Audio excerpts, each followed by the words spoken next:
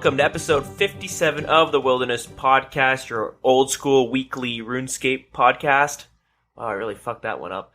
I'm your host, Dills, and with me as always is Deegan. Hey, how's it going? The going's good as usual. How's it going with you? Not too bad. School's on strike for another week, so... I was just about to ask you how's school going, but okay, you said it right there. Yeah, Nice little vacation. Yeah, nice month vacation. Nice $500 vacation, pretty much. It's on the cheaper end, I guess. But you're just staying at home, so... Yeah, just playing a lot of games. So that being said, haven't actually played that much RuneScape this week. I'm like sitting at grotesque gargoyles. That's pretty much it. But, yeah, I don't know. I don't know. I'm kind of off it, I guess, because I haven't really done anything. Like, I've been bored for like a month now. You know what I mean? Like, you ever get that mood where like you don't know what to do, so you don't end up doing anything? Oh, yeah. That's kind of like the state I'm in. So I have to like do something this week. I have to go do some weird shit. I don't know. You gotta figure out something to get you back into it, because usually when that happens to me, it's always right after I had just gone hard on the game. You know what I mean? Like, I'd spend like 3 or 4 months straight grinding hardcore to get to some goal. I'd either get to that goal or get really close, and then I would just feel really demotivated, and then I would just take a fair break. My issue is that I'm like, my level of boredom is so high that everything sounds boring. You know what I mean? Like, I haven't been doing anything. Like, I started, like, Blizzard announced, vanilla WoW servers, probably be coming in a little bit over a year. And, so I looked into that for a day. You know what I mean? Played a vanilla private server for, like, a couple hours, got bored of that. I played a bunch of the new Call of Duty. But that's just because my buddies are on, so I'm playing with them, right? Any good? I heard it's very meh. I mean, I love World War II shit, and been doing pretty well in it, so I like it a lot. Cool. Yeah, it's pretty fun. But I don't know, like, a lot of days, like, it's weird. Like, I wake up and it's like, ugh, what do I do? And I just kind of like sit around. I've been watching like a bunch of TV and like, yeah, I've just been so bored that I haven't done anything really. Like, yeah, it sounds like you need to take like a couple days just off the computer. You know what I mean? A vacation? Just go and fucking yeah. No, I go, fucking try something different. Yeah, like, I don't know. My town's like a college town, so everything is related to like go downtown and go drink at bars and stuff, which I mean is fun to do. But I have like all my friends are gone. I have one buddy. It's expensive too. It is expensive. I have one buddy. I have people I work with who do that like every night, and they're always like out of money by like 3 days after getting paid. Yeah, because it can be pricey. You can spend it's easy to spend that like $50 or more every single night just going out drinking. I mean, the key is to pre-drink, and then for me specifically, catch the last bus home. Catch like 11:30 bus and go home. So I spend no money in transportation, and I spend like $30 out. But even then, like, I have one buddy in town, and he's in the same predicament as me, and he's leaving at like after the semester. He's gone. So it's like, I don't know. I mean, I guess they have like Friday Night Magic and shit, so I could try giving that a go, but there goes your money right there. Yeah, exactly, right? So I don't know. Go to the bar, spend $50, so you can go play Magic and spend hundreds. But yeah, I think I just like Magic seems like fun though, to be honest. I've never actually played it, but it's just kind of seeing it on the sidelines. Yeah, I mean, I have fun. I have a deck I made already from like a year or two ago, and it's probably a really bad deck, but I don't know. I don't really care. It's just like, I don't know, I gotta pick up like a hobby or something. I don't fucking know. Something to like, get a break from just being in my apartment all the time. Like, go out, get some shit done, come back. Cause it's been a month, and in my program, you get your content pretty much on a week by week basis. Yeah. So you can't just study the same thing for a month. I mean, I kind of have been doing that. Like, I'll sit down and study like a topic for like 3 or 4 hours and like, all right, move on. And then it's got to the point where like all right, is there anything I'm not like, anything I'm uncomfortable with? And I'll like, nah, I think I'm okay with all that. You know what I mean? It's not like I 100% know everything, but it's getting to the point now where it's like, I don't know, it's not worth my time, I guess, to look at all my notes. I don't know. It's weird. It's super weird being in this spot. I have no idea. Just might go apply to some jobs or something. There's just like one place near my apartment that's hiring, so I've been like looking into that. Yeah, do it up. Yeah. Gotta do a slight little change. Yeah, exactly. But that's usually what helped me. I would take like a break off from the computer or something, or like I'd slow down on RuneScape and I'd go out. You know, a couple months ago we started playing Dungeons and Dragons, right? Yep. And we were all pretty new to it. I think you were the most experienced, but I was DMing, and that's a huge task to take on when you've never played Dungeons and Dragons before. So I had I had a bunch of the books, the beginner books and like the Dungeon Master's Guide. I was just scouring over all the books on the week, and I'd spend hours putting together a little storyline to go through. And yeah, shit, maybe that's what I should do, because I was building a world and like kind of getting a homebrew campaign going like months ago, and I just stopped eventually. Like I got busy. Maybe I'll just do that. Try and get back. It's a lot. Like I was having a lot of fun. Like I have this notebook, and we ended up stopped playing because I think we just got busy, and like certain people kept dropping out, and it was just the group got inconsistent, and I was getting kind of annoyed. You know, putting all this work into a campaign, and then each week one of the people couldn't show up, so every week it was like someone different wasn't able to show up. Yeah. And I'm just like, well, for fuck's sakes, like, let's just... And sometimes when we could all get ready, it's like we start at 9 or 10 just because people are like, let's just chill for a bit. Well, the problem was there, like, I don't want to get too deep into this, but the problem with that was people would show up and they're like, all right, I'm like, you guys all ready? Yep. Where's your character sheets? I was just going to do it here. Yeah. And it would take hours, because I only have one book. It would take hours for people to go through it. Yeah. It's like 10 o'clock. People are already asleep because adults with jobs, like half asleep. All right, let's play. Sorry, what was that? I wasn't really 100% there. Yeah. An hour goes by and they're just like, all right, well, I'm all finished for the night. It's like, you fuckers haven't done anything. Yeah. You're like 10% into the campaign that I fucking wrote for this week, but You killed 2 NPCs that were supposed to start your quest. That's all you guys have done. Oh, the worst is the first night, everyone was like, okay, I think I'm good for the night. Like, we'll pick it up tomorrow. And I'm like, you guys are in the boss room in front of the fucking boss. Yeah. You don't quit out right in front of the boss. At least kill the boss first. But then that was a fucking... We had like a long-ass session for that, didn't we? Our first little boss encounter. Yeah, I remember that, yeah. Because we were all learning it too, right? So everyone would do a magic spell, and then it would take like 5 minutes for someone to go read through what it actually did. So what does your spell do? I don't know. Don't you know? Ugh, get the book. Yeah. I mean, my shit was easy, and I knew a lot of the stuff I already had. So I didn't have that issue, thankfully, but I'm also not using like a bunch of weird spells. But anyways, what were you up to this week? Well, I went on a trip to Montreal. Was there for solid 5 days. That was a lot of fun. Nice. How are the strippers? Oh, it was fantastic. Yeah, fuck, man. Maybe I should get into strip clubs. Yeah, get new your hobby. Yeah, that's a cheap one to get into as well. Yeah. No strippers, but yeah, it was a good time. It was a good break, because I was going hard on RuneScape myself, so I didn't play it at all really for that week. But yeah, it was good. Some of the cool things that I guess... Sorry, what? I was gonna say, did you try any poutine? Oh, of course. Everywhere I went, I was like, I'll get the poutine on the side as well. Quebec poutine is like the best.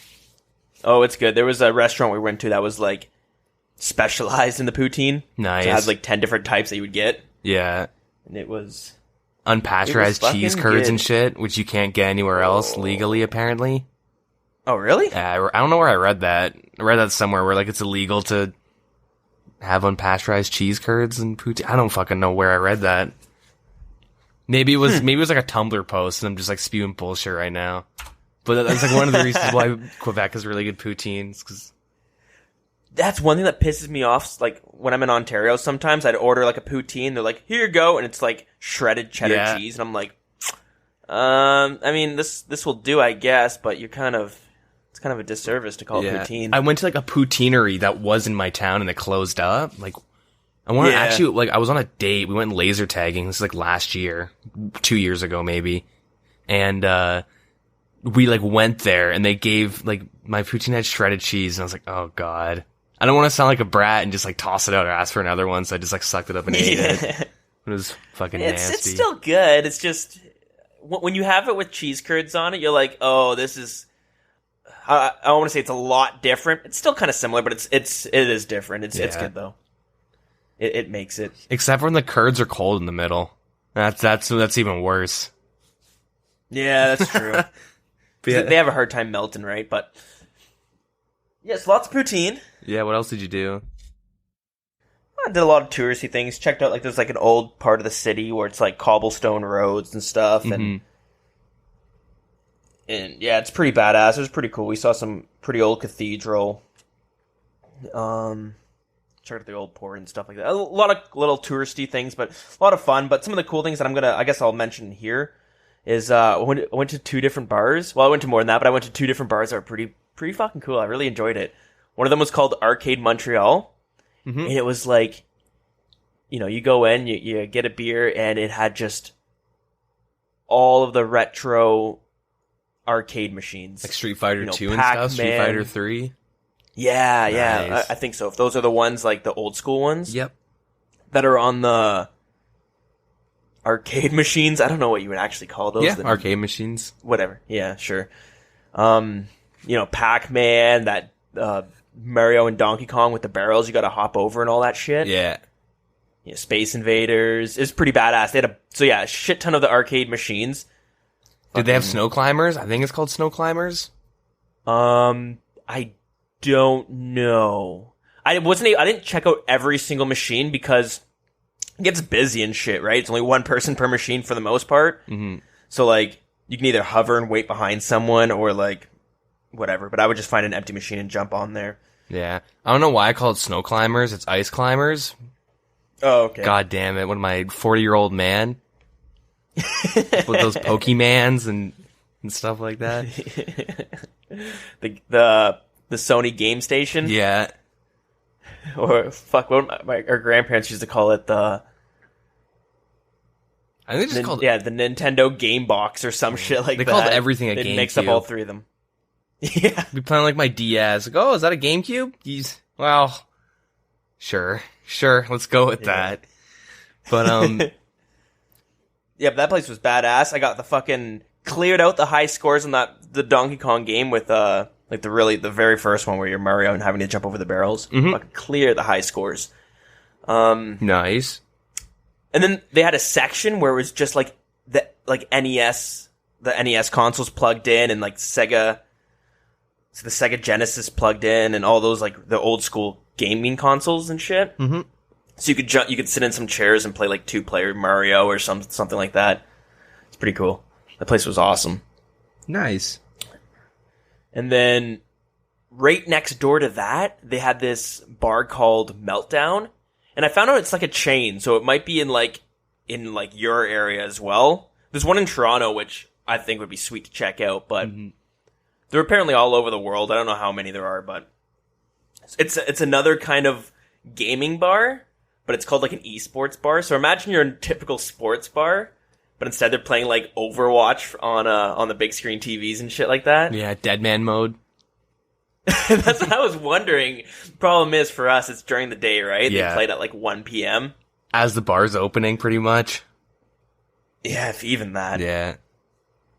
So I thought about it. I'm like, that'd be interesting if they did play like RuneScape things, but the only problem is I have a feeling like there'd be me and you there enjoying it while everyone's like, can you change this to the League of Legends tournament? Like, what the fuck? We've been watching a guy fucking 3-tick granite for 3 hours.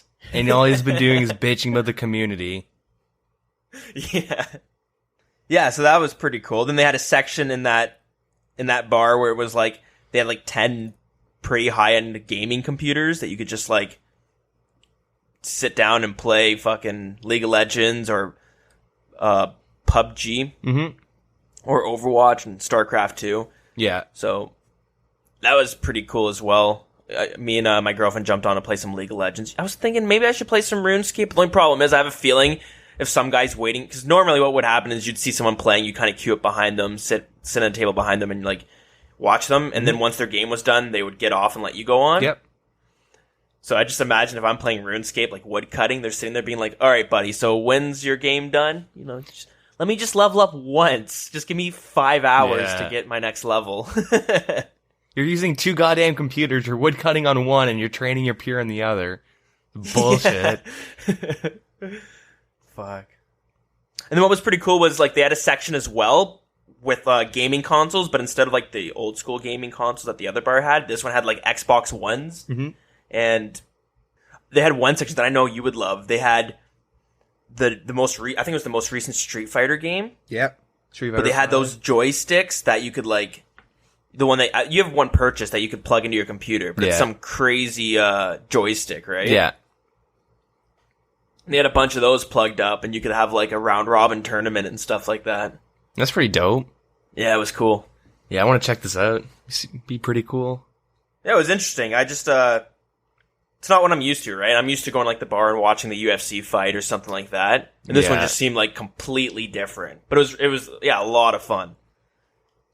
Yeah. I think that was most of my trip there. We did a bunch of other things, but nothing really worth mentioning. Mm-hmm. And now I'm here, and you know, I was supposed to be moving into a house after our trip where I had planned on setting up a little recording studio in the basement or something, having my own little section, because before I was just set up in the living room, and like sometimes my girlfriend would be coming down or she'd be watching TV in the other room and it'd get picked up on my microphone and stuff like that. So it's kind of annoying, but you know, what can you do? Mm-hmm. Unfortunately, the house isn't ready. It's getting completely renovated, and yeah, so I'm sitting in an Airbnb basement for another couple weeks. Nice. And I should have mentioned this earlier, but if it sounds like really bad quality, or you hear humming in the background, or just noises, yeah, it's because, you know, the furnace room is like attached to my bedroom, and I'm sitting in the middle of a room on TV trays with my computer set up. And yeah, you're probably, you know what I mean? It's just annoying because you got people walking around upstairs, and yeah, so it's not ideal at the moment, but it's only temporary. Yeah, it's a temporary residence, so you know, you got to make do, I suppose. Yeah, pull off a big heist, you got to take a hit. You know, yeah. You want a recording studio, a little room, you got to record an Airbnb once or twice. Yeah, you got to set up in the kitchen. Yeah. But yeah, and we got back from our trip 2 days ago, I think. Yeah, it was 2 days ago, and you know, I booked a couple days off work, so I'm able to play some RuneScape. So I did a little bit of that yesterday. Yeah, I did a little bit of that. You know, I did bandos for the first time with a person from our clan chat. Nice. How's that? It was good. You know, he tanked it while I was like DPSing. Mm-hmm. And I was a complete scrub, so like I went in with like what I thought would work. You know, I looked at the OSRS wiki and stuff like that, but there's a lot of things that I'm like, shit, I should have brought this, I should have brought that, I forgot my bones to peaches. You know what I mean? Like all these little mistakes. But it's pretty good. We got like maybe 10 kills or 20 kills, I don't even remember, but nothing, no tassets, no chest plate. Mm-hmm. Yeah, you don't have the RNG that you got, but when I solo bandos, I get 1-2 kills. If I'm lucky, I'll get 3. But then if I duo, I'm getting like 14. If I'm trio, it's stupid how many. Like that one extra person is huge. But and it's nice because if someone's tanking, I just bring full melee void just because I don't have a fighter helmet. I got to get that still. The like penance fighter helmet thingy. Yeah, because you need high slash, so I'll bring like a tentacle whip and shit. But yeah, I should jump on bandos. So I have a Dragon Warhammer, so that's like, you know, pretty nice. Yeah, we'll have to duo or trio it, because that was a lot of fun. Mm-hmm. I enjoyed it. Like I've said it before, but bossing with even just one other person, it's just, I don't know, it's a lot more fun. Not just because you're getting more kills, but it's just, you know, you're with someone else. You know what I mean? So yeah, you got a little bit of company. It's not as boring, I suppose, but That was good. Did some of that, but no good loot. Did some Abyssal Sire, and I'm starting to get really good at that. I'm getting like 4 kills a trip now. Nice. Yeah, nothing significant there. I'm getting really close to that Sarah God sword. I really want that, but as each like week goes on, I'm sitting there being like, I could easily buy so much gear with this money I have saved up for this sword, and like, I hope it pays off. But it's not like the sword can hit super high or like. I mean, you can hit like 60s and stuff with it. It's nice, but yeah, but it's not going to replace my Crystal Halberd for for doing damage with a spec weapon. Yeah, you know what I mean? Yeah, I mean, the only thing is like it heals, yeah, which is like it's just a better Guthans. It's just quality of life. It seems like it. And yeah, it's quality of life. Gives you prayer too. So you do like over a long period of time, you do save. You could like. Years you could break even on it. Over years. Like years. Pretty sure we talked about this way back and you're like, yeah, you should get that so that the sooner you get it, the better it'll pay off. And now it's like, yeah, by the year, 2024, you'll have made money up with your Sarah God sword. But you save 10K, right? It's 10K. Yeah, fair enough. Food. I mean, you'll never notice it. You'll just kind of realize like, oh, I can do these tasks without any food now. Sweet. Yeah, fair enough. So, getting close to that, though.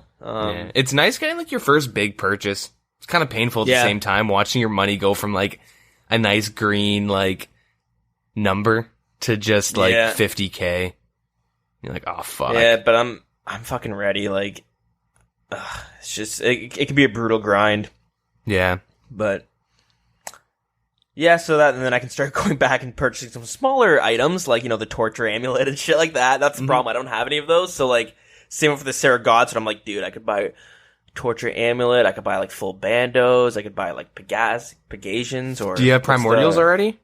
No, that's what I meant. Primordials. Yeah. So now that I got, like, 87 defense, I think I'm at, and I can finally wear that, all that 75 tier gear. Mm-hmm. But...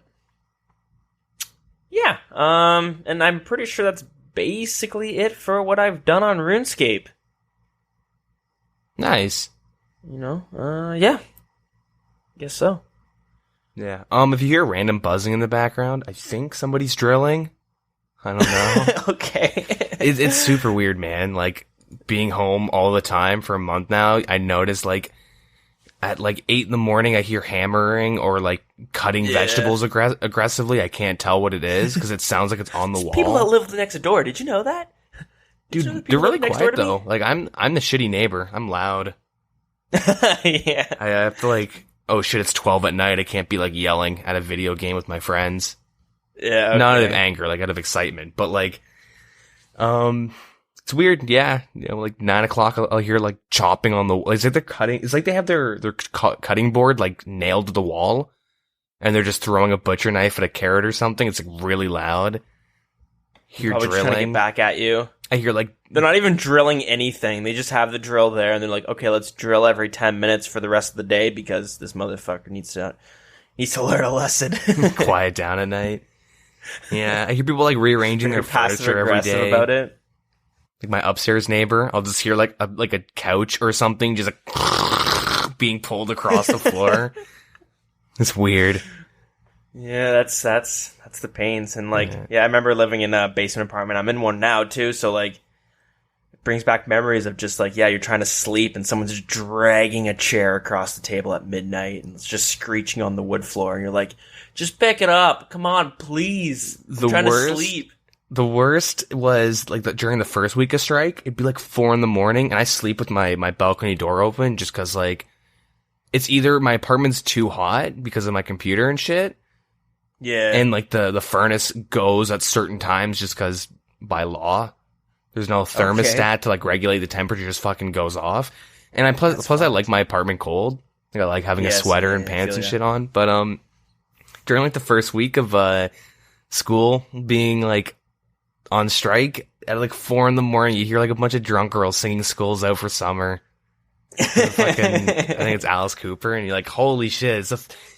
It's not. You're spending money for teachers not to work. Why are you celebrating at 4 a.m, wasted again? Yeah, the same song. Yeah, the month goes by, and they're just like, Okay, I'm done with this little vacation. I can't drink like this every single night. Yeah. I mean, they probably still do, but most people do. But, yeah. I think I cut you off there. What were you? No, I think that was about it. Okay. No, yeah. Do you have anything else? I think we should RuneScape related? No, I don't think so. So let's dive right in. What did I miss this week? Pretty much nothing. Oh, okay. So you have your lore segment? Okay, Oh, fuck. Hold on. Scrambling. They changed some stuff on, Wilderness Rejuvenation. They, like, I don't know. I don't really know, like, what specifically to go into, because none of it's passing right now. Yeah. One thing I did see that they actually went and clarified, which was weird. They never talked about it beforehand. They mentioned, like, there'd be a fee that would drop on the ground once you lost the PvP armor, or when you like if you killed somebody that had PvP armor, it would drop some money. Yeah. They didn't say how much money, which I felt was like, that's a little important to mention. Yeah. It gives you an idea how much it would be worth. And we needed, like, things like drop rate. Like, they said that the Van Braces, which aren't passing, were 1 in 9,000. Yeah. Which a lot of people are like, that is silly. Like, if it's gonna replace barrel gloves, don't make it obscure. Like, 1 in 9,000 in a PvP mod that you grind. But, yeah. That's like pet rates. Like, pet drop rates. Yeah, like, worse than that. You can get 2 Kraken pets, but almost 2 Kraken pets before you get one of the Van Braces. But, they did things like they upped the defense requirement for the PvP armors to, like, 80. Went to 80. Oh, that's right. Wow. That seems a little minor. I don't know why you would need to update it from 78, because 78 I felt was a fair defense level. Yeah. I don't know. They just said they like nice looking numbers. And it matters. Fair enough. But, so apparently there was, like, I don't know if we talked about this. I just don't remember, but there was a fee to make the PvP armors wearable, which would be part of the gold sync. Originally there wasn't. And a lot of people, myself including, was that this wasn't going to be a gold sync, and it was just going to generate money that was never originally in the game. Yeah. Because, like, if you didn't have a fee for it, you would just kill someone, it would drop money, and it doesn't matter how much money you paid for that armor, because that's not disappearing from the game, it's just merely exchanging hands at the Grand Exchange from the buyer to the seller. So they added a fee, and then they doubled it, which I don't know what the fee is, and then they made it so the reward you get for killing... Well, the fee right here, it's 500k for the helmet, 1 mil for the chest, and 800k for the legs. Okay. And that's the fee you would have to pay in order to wear it. Okay, yeah.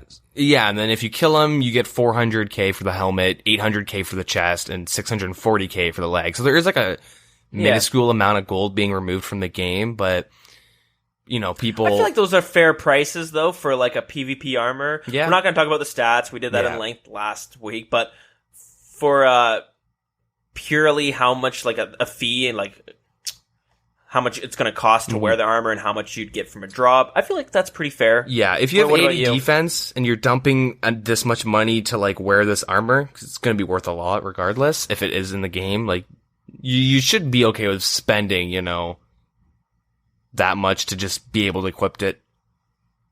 Yeah. So, yeah. It's like 2.3 mil to wear it, and then the killer would get, what is this? Close to 2 mil? Yeah. 184 mil, or 1.84 mil. Jesus. Damn. Yeah, I'm off my game. Yeah, so they made, like, a bunch of changes. I don't know if that's gonna affect anything, though, because a lot of people are against the, changes.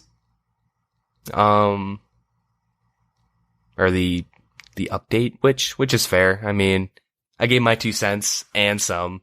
Yeah. I see a lot of people complaining about, the Magic Arena 2. They're complaining that the capes aren't good enough. Like, there's going to be no reason to really get them. Mm-hmm. So that's one complaint I've seen. Another was the Van Braces, and this complaint was similar to our complaint from before. As well as the drop rate being 1 in 9,000, which is just kind of fucked, but it's weird. And then I've seen people complain about the loot keys. Yeah, loot keys are really controversial. Yeah, a lot of people aren't happy at all with with the loot keys coming into the game, which I was surprised to see, to be honest. I didn't think it would be that much of an outrage. I mean, I can understand some of it as well. I can see both sides of it, you know what I mean? Mm-hmm. I can see the problems with it, but I can also see the pros that would come with it. Now, we kind of talked last week about you had thought originally that you'd have to buy each loot key scroll individually for each key you would get from a drop. But it's the... I wonder if... it worked... Sorry, go on. It was the way that you were thinking. It's the other way, where it's a one-time use, and then you unlock the option to toggle it on and off. Now, seeing all the outrage, though, I almost feel like if you had to use multiple loot key scrolls for every loot key you got, I feel like that... Do you think that would fix some of the issues that the PVMers especially have with the loot keys? Because suddenly, if a lot of people were saying this would remove a lot of bots from the wilderness because you could just kill them at the green dragons and get all their loot there. Yeah. But then a lot of PVMers were saying like, yeah, but suddenly you're going to have people who are going out of their way to kill clue scroll people because it's not going to be for nothing. Yeah, like you drop a shark. Okay. You know what I mean? Like... Yeah, exactly. Yeah, you drop a shark, regardless, it's like, okay, I get full black dragon hide. Yeah. Yeah, so from my understanding, the argument is, it's good because we can stop the green dragon bots, which, realistically, I mean, we have the looting bag, so... Yeah. That kind of works as one loot key, but PKers I don't know anybody that has ever gone like, I'm gonna I just love killing bots so much, I'm just only gonna do that in the wilderness. I mean, back in the day, me and my buddies would do that, but that's because you could trick the bots into sculling on you. And then, we'd get full rune and stuff. Like, that was a long time. Like, that's anecdotal, but generally, like, you would go kill a couple bots and leave. So like, it's kind of an excuse to like killing, PVMers more efficiently and like don't have to bank all the time. And you and your clan can just kill people at Callisto. And then instead of 3 members banking after you clear a team, it's okay. Let's go to the next world. We already know where these guys are. So. Mm-hmm. I think with my idea, it would actually be worse because you would never want to waste.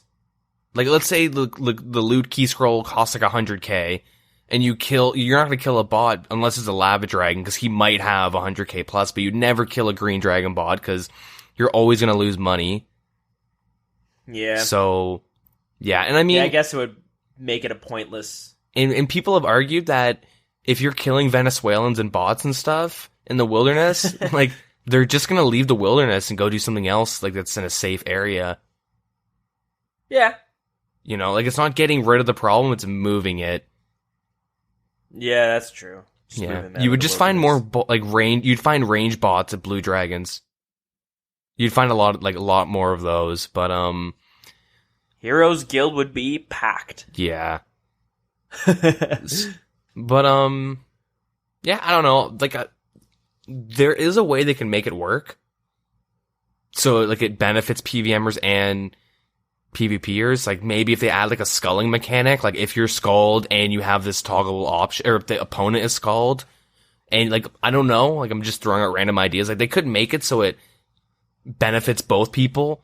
Like, it only works on someone who's skulled, because if you don't want to kill a PVMer because you're looking for PKers, and then it's like, oh, well, I'm gonna have to bank regardless, and what if we can find someone skulled? I don't know. I think there's a way they could make it work. They just haven't really sat down and brainstormed about it. Yeah, it's a hard one because that is a big change to the wilderness. It changes so many dynamics, things that things that I never even realized until I'd see discussions of it on the subreddit. Yeah. You know what I mean? Like things like, a big part of deep wildy PKing is having to figure out what loot is worth taking. Is it worth taking all of the person's, equiptables? Mm-hmm. but suddenly you don't have any food to have just in case. You know what I mean? Like, you have to make these choices, which I guess it's a dynamic that is kind of important, and when you take that away, it might change it a lot. I don't know, though. It's hard to say. It's very controversial, as you said. Yeah. I mean, yeah, in an ideal world, they'll say, like, because the issue, you have to please people on both sides of the spectrum. You know what I mean? Like, if PVMers are against it, they're gonna vote no. And it's like, that's a majority of the community is PVMers.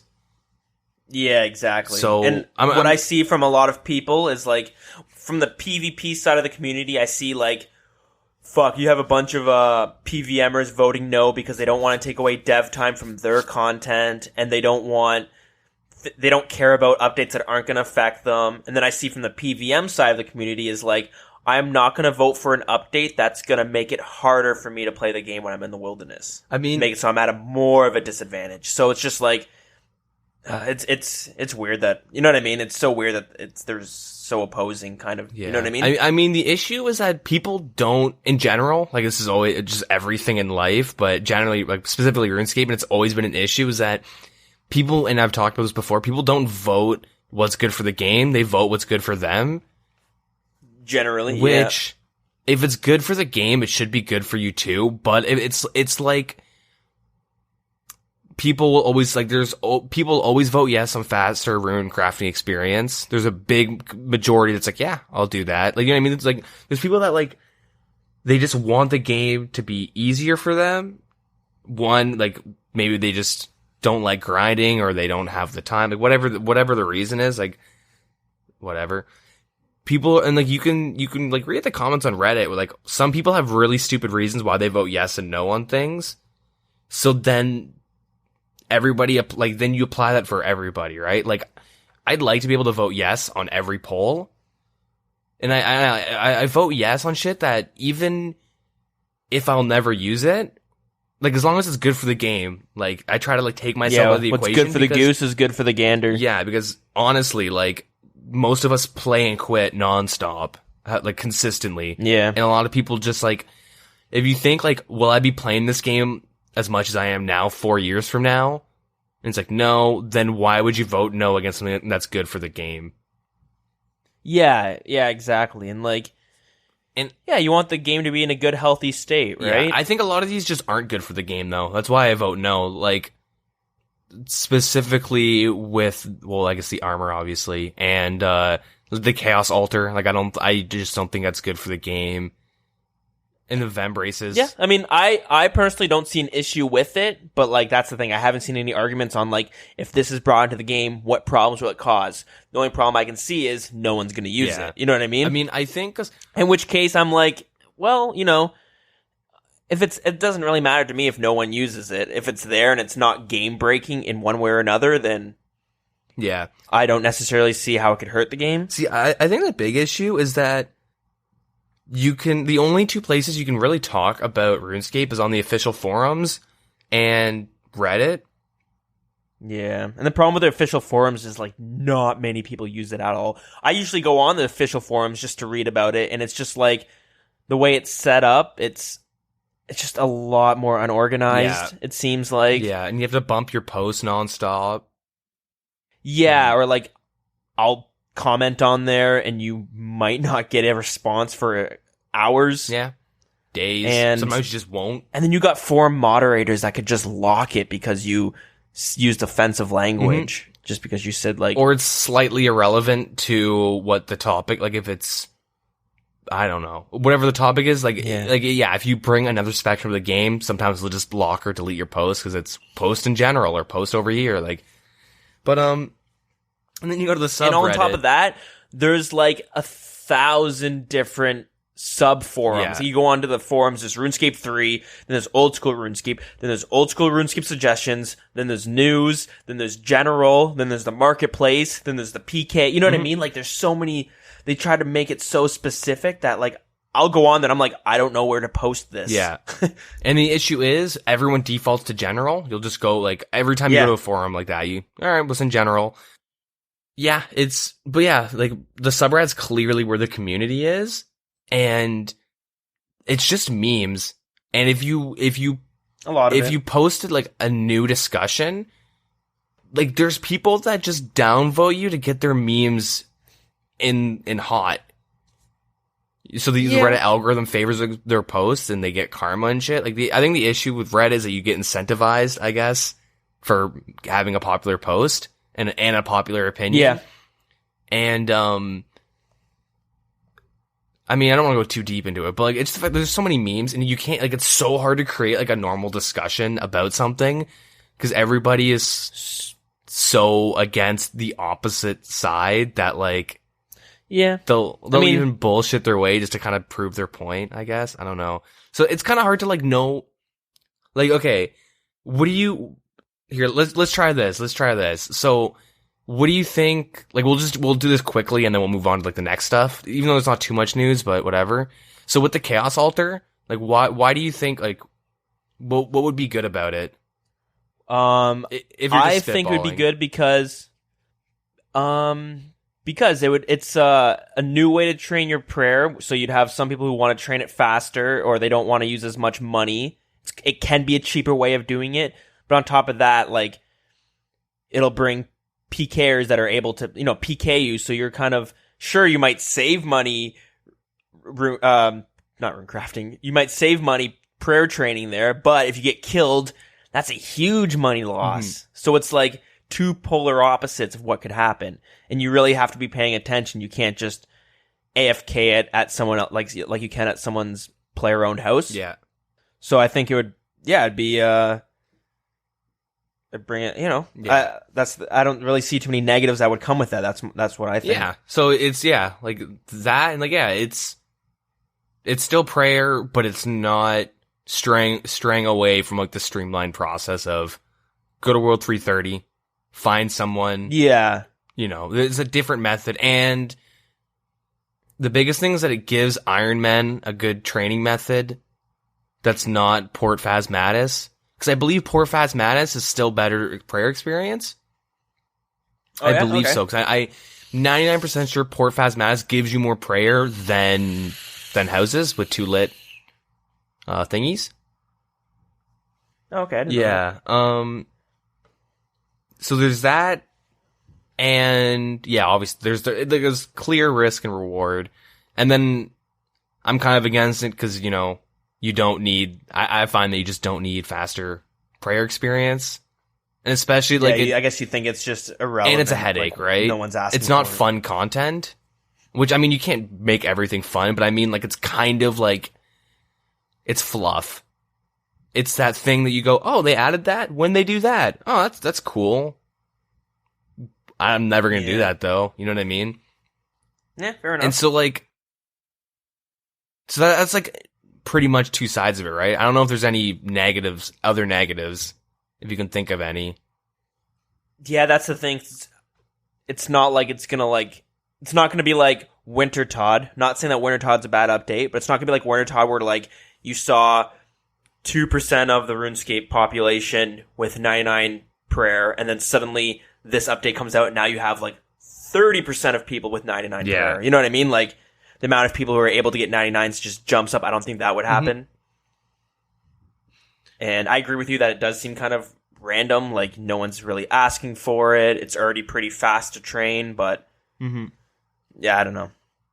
So then with pros and cons of the Mage Cape, we've already talked about it, so I'll just summarize it quickly. I mean, we need, like, pros is we need a new best in slot, and it sounds like an interesting way they're doing it. Like, I do kind of like the idea. It's still in the wilderness, still staying true to the first one, blah, blah, blah, blah, blah. Cons is it's not that much of an upgrade, and yeah, no one's gonna risk themselves to get it. Yeah, it doesn't seem like it's worth it. And I heard people just don't like. Some people don't like hot and cold because that's kind of what it is, right? It's an obscure hot and cold way of like finding. So I guess that's a negative, but that's kind of opinionative, I guess. So I wouldn't really count that. And I'm sure there's other ways of doing that. Yeah, that's kind of like an easy way of doing it because we already have the hot and cold method for clues and stuff like that. I feel like they could be a little bit more creative, but that would take dev time, or you know what I mean? I don't know. And then we do the loot keys where it helps out PKers and it kind of makes it more profitable. It takes out, or moves a lot of the botting, the profitable botting out, but it also kind of dicks over the PVMers. You know, we went through that one, so just summarizing that. Okay, so with Revenant Caves, with like Revenant Caves as a whole, like what do you think would be cons? Initial thoughts, I think it's okay. I wasn't really playing too much of RuneScape when these were originally added, so like that's the thing. I'm kind of on the polls I'd probably skip because they seem cool.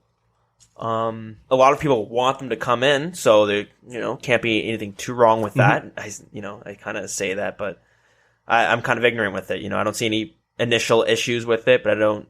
At the same time, I'm like, yeah, just as like the idea, yeah, it seems fine, right? Seems like a cool idea. Sure, but why like, not? Okay, so the pros would be interesting, like kind of grindy risk reward content. Like, we don't really grind monsters in this game for that drop anymore. So as a community, like back in... It's usually what your Slayer task is. Yeah, unless it's a Slayer task, right? But I mean, like, I remember like when we were younger, like just kids, right? You would kill like fire giants for the rune scimitar drop and sell it to make money. Like people would do that with like a lot of different mobs. People chose grinding as a way to make money.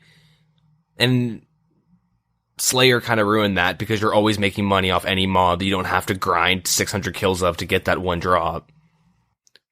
And so I do like, and I think it's cool with Revenant Caves, how it would be like you can grind these guys for these specific drops that will make you a lot of money, like with the scrolls and blah, blah, blah, blah, blah, all the items that we've talked about. But yeah, I guess the cons for the pros is that it's neat, new content that's kind of it's kind of grassrootsy, which is ironic because it's kind of RuneScape 3 content, but you know what I mean by that, right? Like, it's like, yeah, in between the 2.5 era. Yeah, like where you get to just not relax, the exact opposite, but you get to grind monsters for those big ticket items if they get included. And the cons are... Here, you want to do the cons? Well, the cons I have, like the cons, it's like not really a cons. It's more like, it could be. I think it's. I really like the Revenant Caves, but we talked how not a lot of the uniques are passing, and we're gonna probably talk about it a little bit. But the problem with RuneScape is like, or like the polls. When they release something like this, for instance, let's say the PvP armor, it has, do you want a yes or no? They also have a skip, but if you click yes, boom, the armors are in the game. If you click no, it's hard to say if they're gonna change up the armors, change the stats up, you know what I mean? Maybe nerf it a little bit, or if they're just gonna completely scrap the armor, and now, next thing you know, the only uniques that the Revenants are dropping is the teleport scrolls to get to the Revenant Caves. In which case, I'm like, well, no, maybe we shouldn't have the Revenants that are just going to drop notables and drop alkables and drop runes, because I don't really want that necessarily, but what I would love for them is to drop some uniques. So, it depends if I'm just going to say, it depends if the devs are going to just scrap the idea of it, or if they're going to tweak it until we're happy with it. Because I like the idea of PvP armor. You know, I think Zuriel's is... I like Zuriel's, to be honest. I think that's a great direction for the most part. It's a minor step up from Aram's, you know, but it's not like it's better than Ancestral. You know, and then the problem is with the ranged... Range, it's not as big of a jump as the melee armor. So, I feel like, you know, maybe tweak that a little bit, or... Yeah, something like that. And then the melee armor, I think, needs a kind of a little bit of a rework, in my opinion. Yeah. So... What do you think would happen if no armors? Let's say no Vambraces, no armors, no loot keys goes in.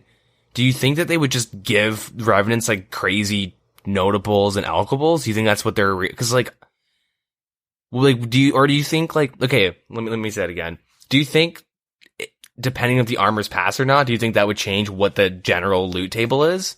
What the commons and uncommons are? I think it would have to. Yeah. Because if the armors and all the uniques are in the game, that's what people are going to be grinding for when you're killing the Revenants. And that's where you're going to get most of your money from. But if you take all those out, no one's just going to kill the Revenants for, like, the consistent money if it's not tweaked a little bit. You know what I mean? Mm-hmm. Unless their plans to have great consistent money and big unique drops, which maybe you shouldn't do that, but we don't want another fucking Zulrah. Yeah. Right? Because, yeah, it's weird to think about, like, even with the Lizardman Shamans, right? What if the Dragon Warhammer never passed? Yeah, that's the thing. I would never do the Lizardman Shamans, because, like, I do them when I get them as a task, and sure, you make a little bit of money from their notables and stuff like that, but it's really not much compared to, like, Gargoyles or Dust Devils. What I'm really there for is that big Dragon Warhammer drop. Sure, it's super rare, but, you never know. Yeah, if you kill like 5,000 and on the 5,000th you get the Dragon Warhammer, like all the money you made from, like it takes like a lot to actually like walk away like with a nice profit considering, if you're using a blowpipe and a cannon and your food and stuff. So like, yeah, and it's weird to think that if the Warhammer wasn't in there, the drops would probably be crazy. And so it's a cause and effect, right? So like that's the one thing. Yeah. Because no one would do them if there was no Dragon Warhammer and the drops stayed the same as they are now. Exactly. There's way better money out there. They're not good experience. They're not good Slayer experience. And it's a slow as fuck task. And the fight in itself isn't AFK. You gotta kind of be walking around nonstop. Yeah, quite a bit. So like the Revenants kind of really matter on what passes. And like, I don't know if Jagex, like I would, if they changed like the PvP armors, I would vote yes, obviously. And if they like with the Vembraces, like I think we really do need better range gloves because we have the mage, and it's weird that the barrel gloves is the best in slot melee. And I don't know if Vembraces should be the thing or if it should be like from the Revenants. Like there's my two cons are that like you just get, it's just an item you buy and then you grind a wilderness monster and get them. Yeah. Like I would be more okay with it if it was something like a crystal, like the Pegasian crystal, if they just kind of recycled that idea that you attach to barrel gloves. I'd be more inclined to say yes, because then it's still like worthwhile to do RFD if you just like range, because not everybody likes to melee everything, right? That's an interesting idea, to attach crystal to your barrel's gloves. I know a guy whose first 99 was range, just because he doesn't like meleeing stuff, right? Yeah. He likes to safe spot and just kind of do his own thing, or likes cannoning those tasks and make them faster. Like, so, I don't know. I hope that they understand that, like, people are okay with the ideas, just not the execution. Yeah, that's the problem. I just mentioned, but that's the thing, like, it's hard to say if you're going to vote no for it, if they're just going to completely take out those PvP armors and the Vambraces and be like, okay, we're not going to put those in there. Mm-hmm. Or if they're going to like, all right, so what if they had these stats? Yeah. You know what I mean? I think a lot of the issue comes down to their polling system. I think it needs to be reworked. Even, honestly, even as you click something and it just opens up the, like a web client, if it's like, you go to you click on, like, the poll and you're like, it's going to open up your web browser. And it brings you to the website, which would allow them to have, like, yes and no and why. And you could just give feedback, like, oh, I would vote yes if this, you know what I mean? I mean, it would take longer. They don't have to look at percentages, but if things vote no, they can see why they vote no. Mm-hmm. And it saves dev time, because they have addressed this. They've, like, really talked about with the PvP armors and stuff. Like, they're already done. Like, they had a dev already make a bunch of this stuff. It's just, like, it's not polished, right? Like, the art stuff, right? It's not polished. And if it votes yes, the guy will spend a little time making sure they look perfect and then put them in. So it's not really taking time from us, because it's done in their free time. They seem to do this quite a lot, like with quests and whatnot. Yeah. So, yeah, I don't know. Overall, like, yeah, hopefully it's not scrapped. But at this rate, like, I don't know. I'd like to kind of go more in depth, but none of it's been passing. Yeah, that's the thing. Like, going back to the Elder Armor back last February, or whenever they were being pulled, I kind of like that armor, but a lot of people weren't happy with them. They thought it was a little too strong, or whatever it was. So people voted no. And then they just got scrapped. Yeah. And then you got a bunch of random items in the raids, like, like the Dragon Harpoon, the Dragon Short Sword, and, you got a few random items where you're just like, oh, I mean, okay, that seems weird. You just kind of threw that in there, but okay, fine, whatever. Yeah. It is what it is. But yeah, it's weird. Yeah. I kind of like the Elder Armor, and I just wish they would went back a few times and tweaked it a little bit more. Yep. Instead of just throwing out the whole idea. Yeah, which... It's hard to say. Yeah. But yeah, so there's lots of pros and cons. Yeah, do you want to move on? I think we've talked about this enough to make up forever. Spent like hours last episode. We spent like 30 minutes this episode. Do you want to move on? Yeah. No, I just wanted to emphasize the fact that last episode we kind of shit on the PvP armors, but I do want PvP armor. I just don't want them to be as strong as they are for the most part. I hope they just rework them and, I think we want alternatives, not meta changing updates. Even though we don't PK, but it still affects us. It affects me. I do a bit of PKing. I don't consider myself a PvPer or a PVMer. I just do whatever. RuneScaper. Yeah, I do it all, right? It's all fun to me. Yeah. I mean, I get mad at Callisto. So that's pretty much it. Oh, I do too. I've bitched enough. At the same time, when I'm watering the wilderness, I'll go to the Callisto spot and see if anyone's there. You know what I mean? I'll be my own worst enemy. I'll be the person that I hate sometimes. Yep. Gotta do what you gotta do. Oh, hell yeah. But yeah, we'll move on. So, the King of the Skill has started. It started, on the 1st. We talked about that last episode, but did you hear about the bug that happened? No, It didn't affect most people because of the timing of the update.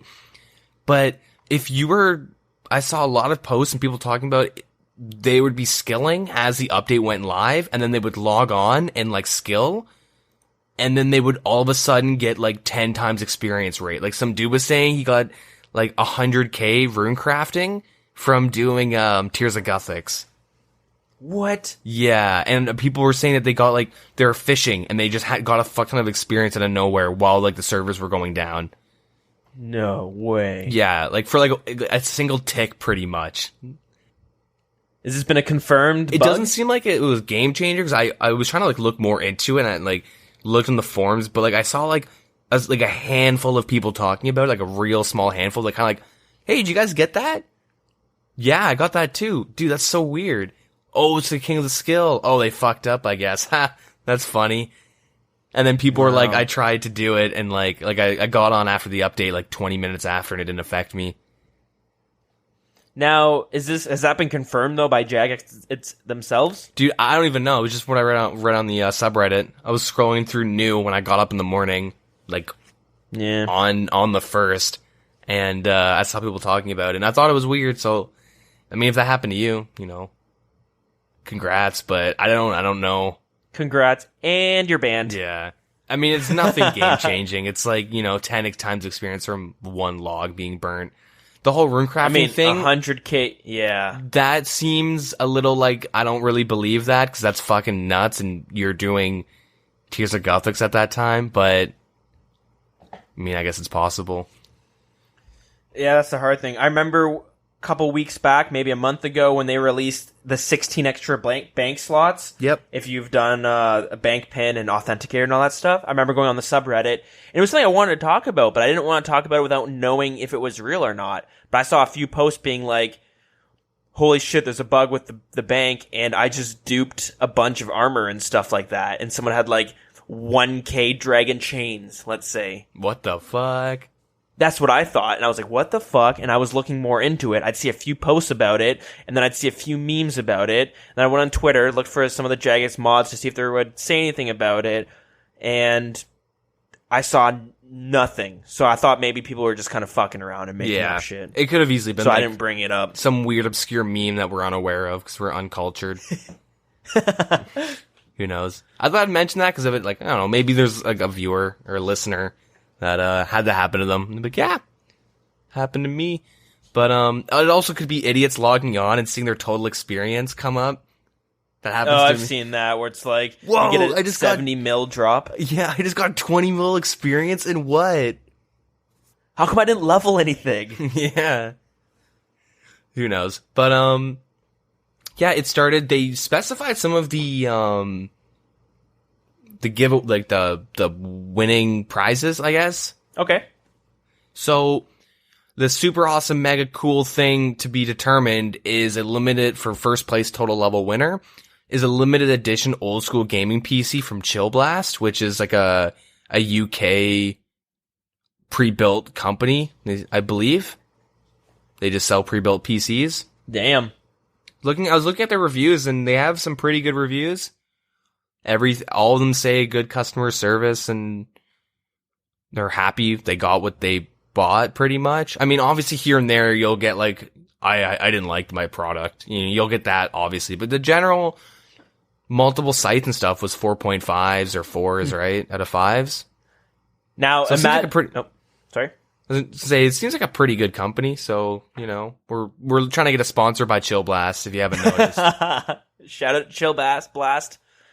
Now, I hope that the winner, when they receive their computer, it's got like the most minimal computer specs just to play Old School RuneScape. And when you load it up, there's no other programs on there except for like the Old School RuneScape client that's permanently open. So it's literally a RuneScape machine. Not even like drivers or anything. It's Windows Vista with Old School, the official Old School client, and like the desktop is like Mod Ash's face or something. I hope it's not even a desktop. Like it just all instantly has your Old School RuneScape client log like popped up, and there's no way to minimize it. It's like a library computer or something where you log in with your RuneScape credentials, and you log into RuneScape from, like, you turn on your PC, and it's just like, it's, you know what I'm trying to say? Yeah, the only thing you can do on there is log into your account. Yeah. And play, and you can't minimize the client or anything. Yeah. And it's not even resizable. It's just a tiny fucking little screen. So congrats on your new RuneScape machine. Yeah. Yeah, so along with the first place with the gaming PC, you get a signed and framed old school artwork and a lifetime Premier Club Gold package on an account of your choice. Cool. Wow. Whoa. So you get some nice artwork signed by the team, and yeah, free. You get membership for life. Yeah, dude. Now, is that until you die, or could you pass that account along through generations, like to your kids and stuff like that? Well, it's account sharing, right? So they're gonna have to ban the account. Ah, gotcha. Yeah, second place, you get Icon Series gaming chairs from Noble Chairs. I didn't look at the reviews because we're waiting on that DX Racer sponsorship. Can't talk up Icon, but or Noble Chairs. But yeah, you also get signed and framed old school artwork, and you get a Premier Gold Club package. So that's on your account. A year of membership there. Yeah, and then third to fifth is you get the artwork and you get a month of gold package, or a year, I guess, the Premier Gold Club on account. Mm-hmm. 6th to 8th is the silver package. 9th and 10th are bronze. And bronze, I believe, is 1 month? Maybe 3 months. I guess so. Yeah, I'm not too sure. For skillers, so there's the total level we went over. Skillers, like, specific per skill.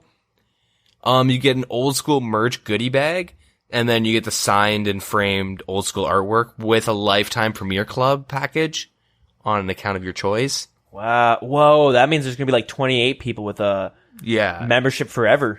Yep. That'd be pretty cool. How many ever skills there are? Yeah, X amount. And then second is a signed and framed old school artwork with a Premier Club on an account of your choice. And then third is the silver package. Fourth and fifth are bronze packages. Right on.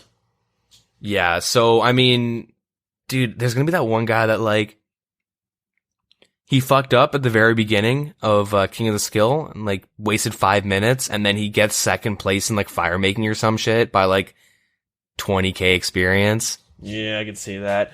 Have you like been up to date, or have you been like looking into how people are training in King of the Skill, like what their methods are in general? Very minimally. Like I've seen a friend's videos, and been just I've been browsing the subreddit when I was out in Montreal and stuff like that. Yeah. So I haven't seen everything. I have seen some complaints about people like saying how a lot of people are using alts in different ways to help benefit their main account. How so? Yeah, see that's a good question. I can't remember any specific ways what people were doing. I just remember seeing like, I mean, the one thing that comes to mind would be thieving. You splash the knights are down, are Dugany. And then, pickpocket them at the bank. Yeah, so I can't think of any other ones. I've just seen it, and then people were saying like that's something that's going to be really hard to prevent, because even with Deadman mode, they try to prevent people from muling and stuff like that, but at the same time, like it seems like it's never going to be able to go away. Yeah. Completely, at least. I don't know. You catch 10 people that are guilty and 9 people that are guilty and 1 that's innocent, and it's not worth it because an innocent person kind of got fucked. Yeah, it's the do you let like 5 guilty men free to prevent an innocent person going to jail? Mm-hmm. You know what I mean? Yep. But yeah, I don't know. I was like looking into it, and I feel with the total, if you're going for total level, you're kind of just questing nonstop. Yeah. And I notice if you're going for total level, it seems like everybody is just cranking out quests nonstop, which kind of makes sense. Yeah, because you'll get some big drops, right? You can get some like 100k experience drops, which is like huge, amazing for lower levels. Yeah. And I know with a lot of skills too, right? You want to be questing and whatnot for some of them lower levels, like some of the skills like attack and strength and get those early levels through quests. Yeah, and I was looking into it, and I was like, man, I would just choose one specific skill that is pretty easy. I don't have to 3-tick or like 2-tick or whatever, like wood cutting or mining. But I was trying to think of like some skills, and the only ones I could really think of would be thieving. I think there's maybe 1 or 2 quests you should do though. And then agility. Yeah. Like agility's pretty cut and paste, right? You would just rush to Edgeville, take the R down lever, rush to the Gnome Stronghold, do a lap pretty much, and then you would home teleport, go from Edgeville, and I'm assuming you do Edgeville until like Faldor or Varrock.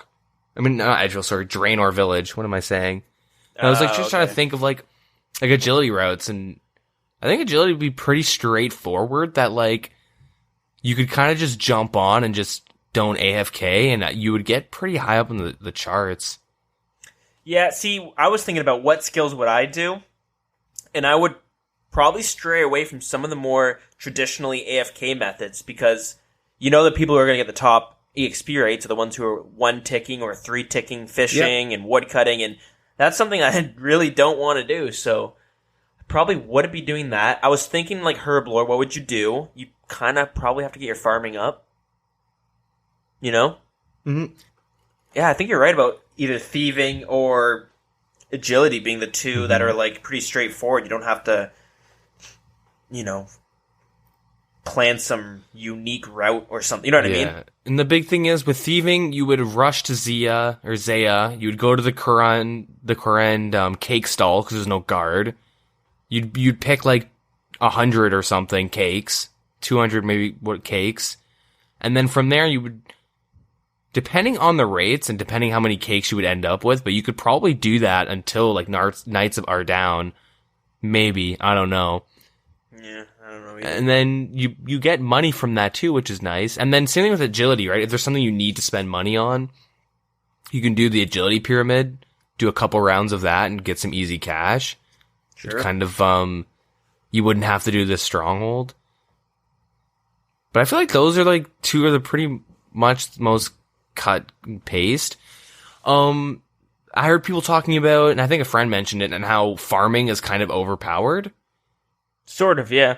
What you would do is you would rush thieving. You would like pickpocket the the master farmers, get a bunch of seeds, and then you would run to like Faldor or something, right? Like, let's say you start off fresh account, you would pickpocket the man until whatever level for master pickpocketing or master farmer, and then you would run to Draenor Village, pickpocket him for a little bit, and then you would, with the money you got from the man, maybe you'd have to do something else to get more money, but you might be able to buy a rake and a seed dibbler and a spade and all that stuff.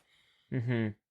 And then you could just log on, like you planned all your shit, you log off immediately, log back on, quickly farm everything and plant it, then log off again. Yeah. And you would spend like 30 seconds getting semi-decent farming experience. But then when you're competing with other people doing farming, suddenly I think you'll have people like, all right, should I be doing this, or would it be better for me to be doing, the patches and then also be doing, the tree patch, running over there, spending some time to run to Falador to do that. You know what I mean? Like, so I think the main point, maybe that way you would get more experience faster. But like, I think the overpowered thing is, like, with me mentioning it, is that if you have 24 hours, and let's say you're logging on the dot, like 4 hours, as soon as, like, whatever patches you're doing, you log on as soon as they're done to do them, like, the amount of time you've spent in game would, like, be an hour or two of, like, specific farming. Maybe you would do some quests, Garden of Tranquility or something, when you could. Yeah. Maybe. I don't know, but yeah, I don't know. It's really weird to think about. I just think King of Skill, it's kind of interesting to, like, kind of think of, how you would do everything, but I don't know if you want to move on. I'm not doing King of the Skill just cause, like, I don't know, kind of sick of it. Like, I'm kind of sick of skilling. I've done it so much. I've just started slaying. Well, we still got a good 20 days left in the month. Yeah, that's true. Yeah, you never know. Maybe I'll get that itch to just do agility courses on my account or something. Spend 24 hours doing that. Why not? Yeah. Some other updates. I guess some of these we should mention. So, Superior Slayer mobs should but they should be available if you log back in if you happen to log out. So I guess, if you disconnected at a bad time and whatever, they were gone. I wonder if they'll be there for, like, a set amount of time, or if you could log out for an hour, come back, and they'd still be sitting there for you. Yeah, no, that's a good question. I wonder what the timer is. I wouldn't be surprised if it was like 2 minutes or something, like the same as like an item being dropped, but yeah, maybe, I don't know. Yeah, I have no idea. They don't really specify. It's a good point. You can now purchase the throwable rock hammers to smash your gargoyles from a distance. The auto smash ability from the Slayer Master will still affect this, so you're all set. The Marble gargoyles have like a new color. They recolored them. Cool. Yeah, granite cannonballs will now drop as regular cannonballs on death and PvP. So it was waiting for that one. Yeah, right. It was a pretty big oversight. They changed the special attack animation for the granite hammer just to make it more aesthetically appealing and accurate, I guess. Yeah, if I'm not mistaken, it was kind of similar to the Dragon Warhammer before. Yeah. Yeah, that's pretty much it. The Halloween event will be in for like one more week. Let's get there and do it. So I guess this Thursday coming up, actually, now that I think about it. Okay, yeah. Go get your genie skin color. Yeah. Yeah, so not too much have actually happened this week. They do have a dev blog on the Fossil Island improvements we can talk about. Sure. Yeah, that's interesting. It seemed like they dropped that on us. There's some complaints about it. They did some minor tweaks the first week, and then it was just like, okay, there it is, enjoy it. But it's cool that they're coming out with a little bit of improvements to get more people out there, because there's a lot to do on that island, but not a lot gets done. And it's kind of weird that they kind of see how unpopular it is. So yeah, they actually mentioned that only 20% of players have built one fossil case. Okay. Out of the 3, I believe. So that kind of shows how much people enjoy Fossil Island. Not many people are sticking around. Yeah. We mentioned this on the update, but Pete, who's like panning for shit in the water, for fossils in the water, will give you a free set. But if you're an idiot like me and you trade them in for Numulites, because they don't tell you about the cases anywhere. Yeah. Yeah. But yeah, so I'm in that 80% that happens. But 18% of players who did build the entire camp didn't collect their free fossils. So you might be that 18%. That's a free display case. I'm that 18%, I believe. I forgot to do that. Yeah, I'm not, but I'm. It's worse. I'm in a worse position because I fucking traded them in. Because nothing is specified when you get there. But whatever. They want to make it more clear on what you can do in the island and offer some rewards.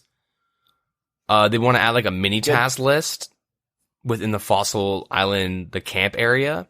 So they kind of want to have like an achievement diary for the fossil islands, but it's not an achievement diary. It's like a checklist. Yeah. That's something that should be added, I think. Yeah, it's a poll question. Just should there be a mini task list on the island and pretty much work like an achievement diary, but I think you'd only be able to see what's up at the checkboard list in the camp. Mm-hmm. Yeah, like I just think it's weird that you have to go to OSRS wiki sometimes to see like, okay, what could I do on this island? Let's go on a third-party site to see what other people filled out. You know what I mean? Mm-hmm. There's nothing like in-game that would actually direct you on what you're missing. Mm-hmm.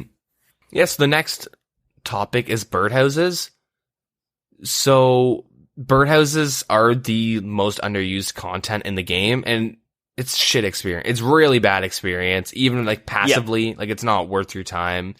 And they kind of realize that, and they wanted to use it as like a training method for lower leveled hunters up to level 35. That was kind of like the pitched idea. And then people wanted it to be scaled off of their experience, so it's kind of worthwhile for everyone, but it kind of didn't really work out. So they want to change, they kind of want to make it so it's good flat experience rates for lower levels to kind of circumvent, or if that's the right word, to get around those, 4 hours of going from 9 to 21 or whatever. Oh god. You want like alternatives. Yeah, it's horrible. Yeah. But yeah, so they'd like to introduce additional tiers as well, which would scale up to level 90. So there'd be maple, mahogany, yew, magic, and redwood houses. Okay. So yeah, I guess it would be good for everyone to a certain degree, I guess. More beneficial for lower levels, but still okay. It won't be the best experience. Yeah. The only problem I could kind of see is if it's still kind of competitive rates, then like, now Hunter has kind of a passive way to train it. And there's also Herbivore that's going on the island, which is, I saw a lot of positive feedback about that because you're getting a lot of herbs and you're training your Hunter as well. And the pet. Pet's really cool looking. And the pet's pretty badass. Yeah. But, if suddenly you have birdhouses going alongside that and suddenly there's no reason to go to salamanders or there's no reason to go to the Monkey Madness 2 area to hunt, you know what I mean? Yeah. Because suddenly that's the best way to do it. I don't know. I feel like hopefully it's not too competitive. It's okay if it's decent, I think, but I just don't think it should be the best way of training it is doing the birdhouses and doing Herbivore at the same time. Yeah, it should no way be that. Like, I don't think it should be good experience. I think it should just be like worthwhile, I guess. Like however much time you're putting into it, you should get out. That's kind of how it should work. Yeah, you should be able to benefit if you're doing Herbivore. You can do the birdhouses alongside of it, but nothing where it's like, oh, well, everyone should be here doing this because you're be a retard not to. Mm-hmm. So, they have 2 poll questions for this, though. The first one is, should an additional tier of the birdhouses be added? And then also, when dismantling birdhouses, should the clockwork used to create it be returned? I've never... Okay, I guess that's an ingredient. Yeah, I've never made one, so yeah, I'm assuming it's an ingredient that's kind of a bitch to get. I don't really know, though. But yeah, the next topic is the underwater agility and thieving area. So, they say that the new underwater and agility thieving method could provide some of the best experience in the game for agility and thieving total. I guess, like, overall, if you're combining both of them. Yeah. And there's been and so people have enjoyed how engaging it is, but no one's really doing it. Okay. So they think it's because there's a lot of fast ways to train thieving. Yeah, no, definitely. they don't really want to, like, people don't really care about training thieving and agility. And, like, they kind of want to make it if you want to train both at the same time, you know, but that seems like a niche amount of people, right? Most people would rather just get better experience rates doing 2 separate tasks than getting less with both. Yeah, like for me, if I want to train, the only time I'm training agility really is when I need there's an obstacle I want to unlock. Like there's a shortcut I want to unlock. Yeah. So I'm not going to go and train my thieving alongside of that. I'm going to go straight agility to get it as fast as possible.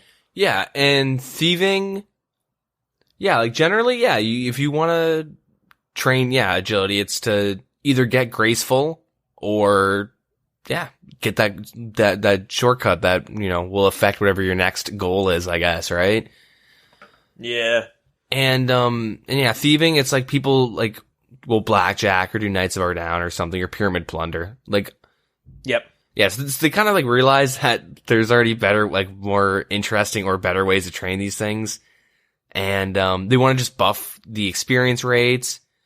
And, yeah, so what they say is, rather than gaining training experience, I don't know, I think they fucked that up. So gaining experience in both skills, as you steal the mermaid tears and all that stuff, they'd like to give you a new glistening mermaid tear as an item as extra loot, along with the nominal, holy shit, I can't say words, amount of experience it's good. For having used your skill. So these can be traded to Marin, I think is how you say the name, for experience in either skill. So if you are like, pretty much they want to make it, if you're there and you kind of prefer more agility or thieving, like you kind of get to choose where you get extra experience in. Cool. So if you want to get that shortcut unlocked, but you also need a couple levels in thieving for like a quest maybe, I don't know, you can kind of get that done. But yeah, the tiers would be stackable, and after 6 hours of tier gathering, he'll expect you to hand in your tiers before collecting any more. Sure. Okay. And it's so they could not be used in the store on unlimited quantities of experience indefinitely. I don't really know what they mean by that and why that would be an issue. Maybe they don't want someone spending a week there training it and then at the end of it just turning it a bunch in to get a huge stack. I guess. Like, does it scale off of experience? I mean, experience off your level? It sounds like it would. Okay. Because then that's probably what the issue is. You could just grind to like 90, whatever, and then, or whatever, like. Oh, yeah. You could find out the efficient time to hand in with how many you have, and then get the most out of it. So I guess, yeah, so you'd have like a 6-hour time limit.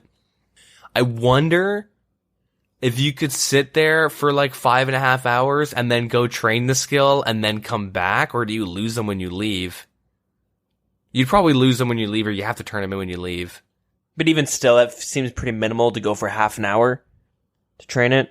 Yeah. I don't know. Yeah, so that's pulled. That whole thing we kind of just went over. Honestly, I don't think it would change much. I'm going to be honest. Yeah.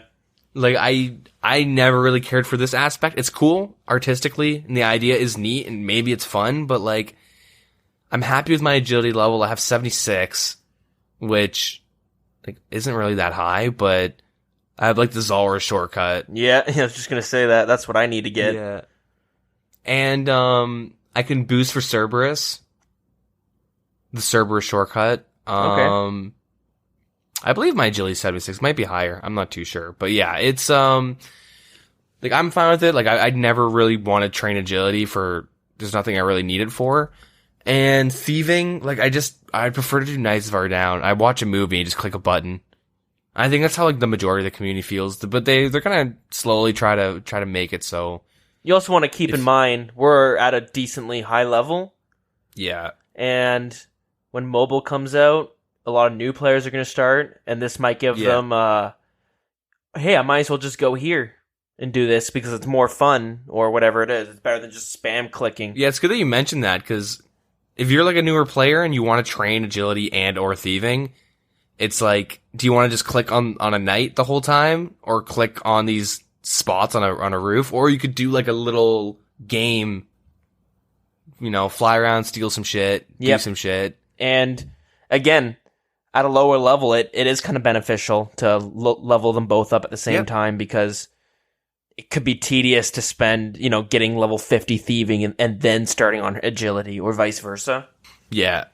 But the next thing they want to change with the underwater area is the drift net fishing. So it has some good experience tied to it, but it caps out at level 70. The average would be about 31k fishing experience and 41k hunter experience. Okay. And they kind of realized the content isn't worth how annoying it is. It's really fucking annoying, apparently. I've heard a lot of complaints about it. Okay. Not a lot, but like people have been vocal about it, just how annoying and tedious it is. So they want to do some quality of life updates. The daily spend is a little annoying to remember for how many players, and while there's a bank fairly nearby, it's still inconvenient to, make it a nuance. You have to go back and bank your fish and fetch more nets and stuff like that. So they'd like to offer a one-off unlock fee so that you no longer have to make daily payments. Additionally, we'd like to offer a handy mermaid in the area to help make the activity more useful. She'll hold onto your drift nets rather like a leprechaun that holds onto your compost and tools. Okay, and she'll bank all your fish in exchange for some Numulites. Cool. Interesting. Yeah. I really do like that. So it's 200 Numulites to access the area for the day. You can give her 20,000 Numulites as a one-off fee. And Numulites, as of right now, are pretty fucking cheap. So if you think you want to do this, and go check out the polls. I actually don't know how these are doing right now. I don't think they're out yet, because we still have the PvP polls out. Yeah. Okay, so yeah, depending on how the update goes, though, it might be worth it to, if you think you're going to do this, though, just to buy them now. If they don't, I mean, you might take a little hit. If they do, you could always try and flip them. They might have actually even gone up from this post, but who knows, the devblog. It's still pretty cheap. Anyways. One Numilite currently sitting at about 38 GP. Yeah. Which it seems like it bounces around from 10 to 38, I guess. Yeah, I'm assuming they spiked it to 38 because people read the devblog and are like, buy them now. That's usually what happens. If you look at the devblogs, if they are talking about specific items, you can see the prices change literally that day. Yeah, it's normally and they'll kind of settle down, and then they'll go back up. But yeah. Yeah, so the next poll question is, should a new mermaid be added? I don't know why I said that so weird. Should a new mermaid be added to the drift net area to hold on to your spare net to save some space? And also the last one is, should the collection screen for the fish found in the drift net area allow you to bank your whole catch for a small Numulite cost? Cool, fair enough. Yeah, I like that. Especially if it's like a niche way to train your stats. I'm assuming it's niche. I don't really hear too much about people going there, but I'm assuming it is. They said it caps out at level 70. So I assume at level 70 you'll probably pop over to monkfish or something. Yeah. So that's the thing. Like, but I mean, a lot of us, we're past that point. Yeah. So for us, it might not be beneficial. But again, getting to level 70 can be pretty tedious. You know what I mean? It does take a little bit of time, especially for new players. So this just opens up a new way of doing it. I think a lot of this is you could just fish lobsters, and it's way less of a headache, right? Yeah. Fish lobsters to monkfish. But again, it's slow, and it could be boring. You know, maybe somebody doesn't want to sit and watch their guy fish lobsters. You know, because for me, I'm only going to be doing lobsters when I'm playing a game on the side or I'm watching something. Exactly. But, you know, there's probably people out there who aren't doing that, and they have just their RuneScape guy going, and they want to do something that's more interactive. Yep. And yeah, they it's like either be bored or be annoyed. That's kind of what it seems like for like lower level. So they're going to try and make it a little less annoying. So I think it's pretty cool. Yeah, the next topic is Sulacept trees. So they recently buffed them to give an additional 40% experience. Solid. And they're happy with that. But the tar monster, the main creature that disrupts your training, their intention was to provide a minor inconvenience and a potential danger. But they ended up being a large inconvenience and two-shotting me like 5 times in fucking row on the first day and never been back that still pisses me off. Yo. I just go in there and instantly die nonstop because I don't have a one-click teleport with me. Oh, I feel you. You gotta run back and grab your shit, and then you forget your rake, and then you can't figure out how the fuck to get out of there, and you forgot your teleports, and then you gotta die again, and... Yeah. You get trapped by the fucking deranged archaeologist, and then he kills you a few times. Yeah. Like, I don't know if you can still lure it to the one Suliset patch, but people were doing that, and... shit, it was a huge inconvenience. I can't stress it enough. But, they'd like to change that, obviously. Yeah, so, yeah, they kind of realized hoop snakes didn't really do too much, but anyways, yeah, so they want to reduce the damage inflicted by the tar monster. Mm-hmm.